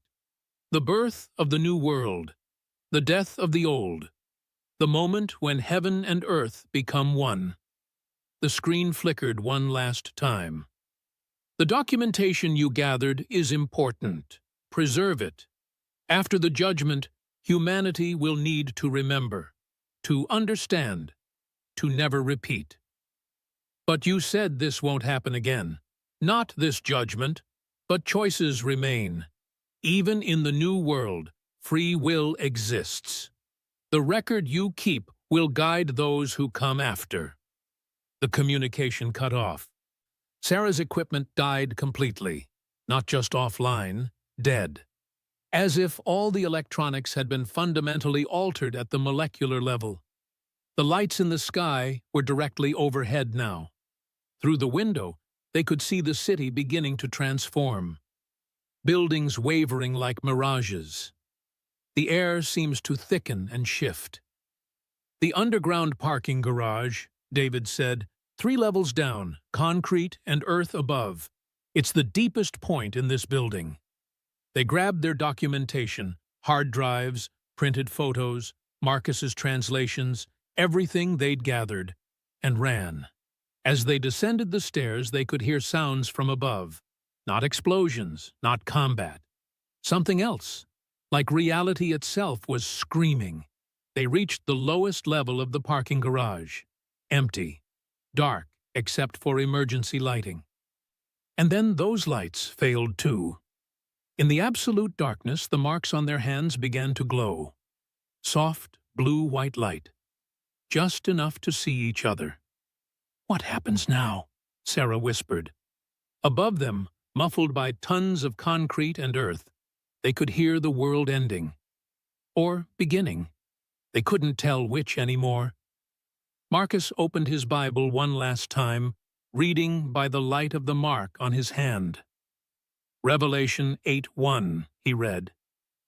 When he opened the 7th seal, there was silence in heaven for about half an hour. The sounds above stopped.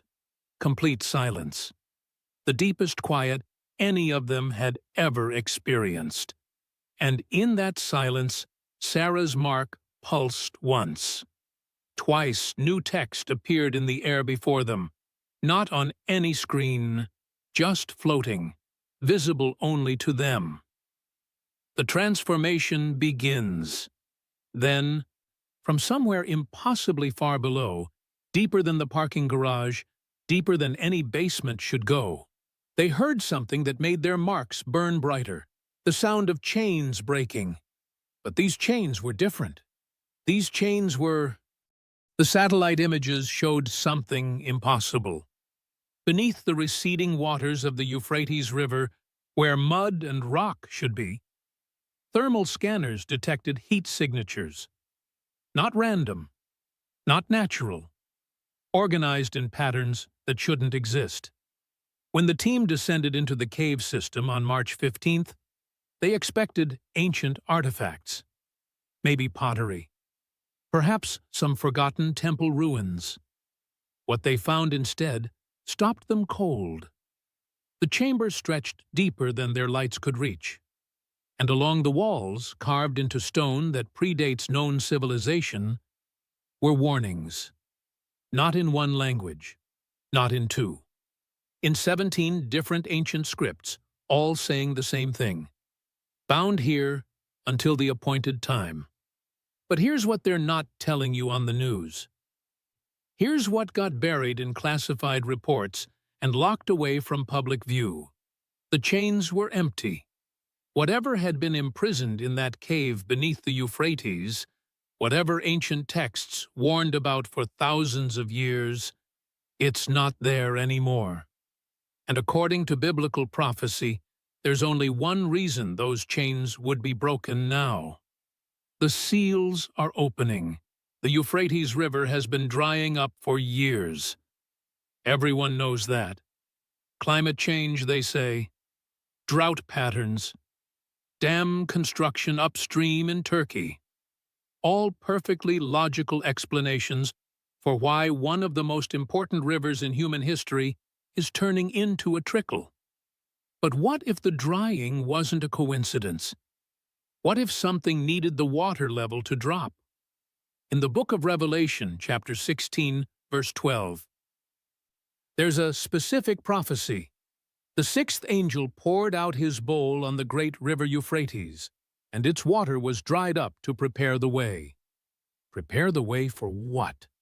That's the question researchers started asking when satellite imagery from January showed unusual formations appearing in the exposed riverbed.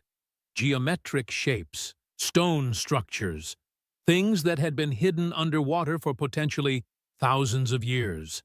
The Turkish government noticed too. Within days, they'd declared the area off-limits. Archaeological preservation, they claimed, too dangerous for civilians. But 3 independent researchers didn't listen. Dr. Sarah Chen wasn't supposed to be there. The geologist had been tracking unusual seismic activity in the region for months, small tremors that didn't match typical earthquake patterns. They seemed to radiate from a specific point along the Euphrates, right where the river crosses from Turkey into Syria. When the satellite images went public, she recognized the location immediately. She contacted 2 colleagues, a linguistic expert named Marcus Webb, who specialized in ancient Mesopotamian languages, and a structural archaeologist, David Kumar, who'd spent 20 years studying pre-flood civilizations. None of them believed in the supernatural. They were scientists, but they all believed something significant was happening at the Euphrates. They reached the site on March 14th, just before sunset. The cave entrance looked ordinary at first.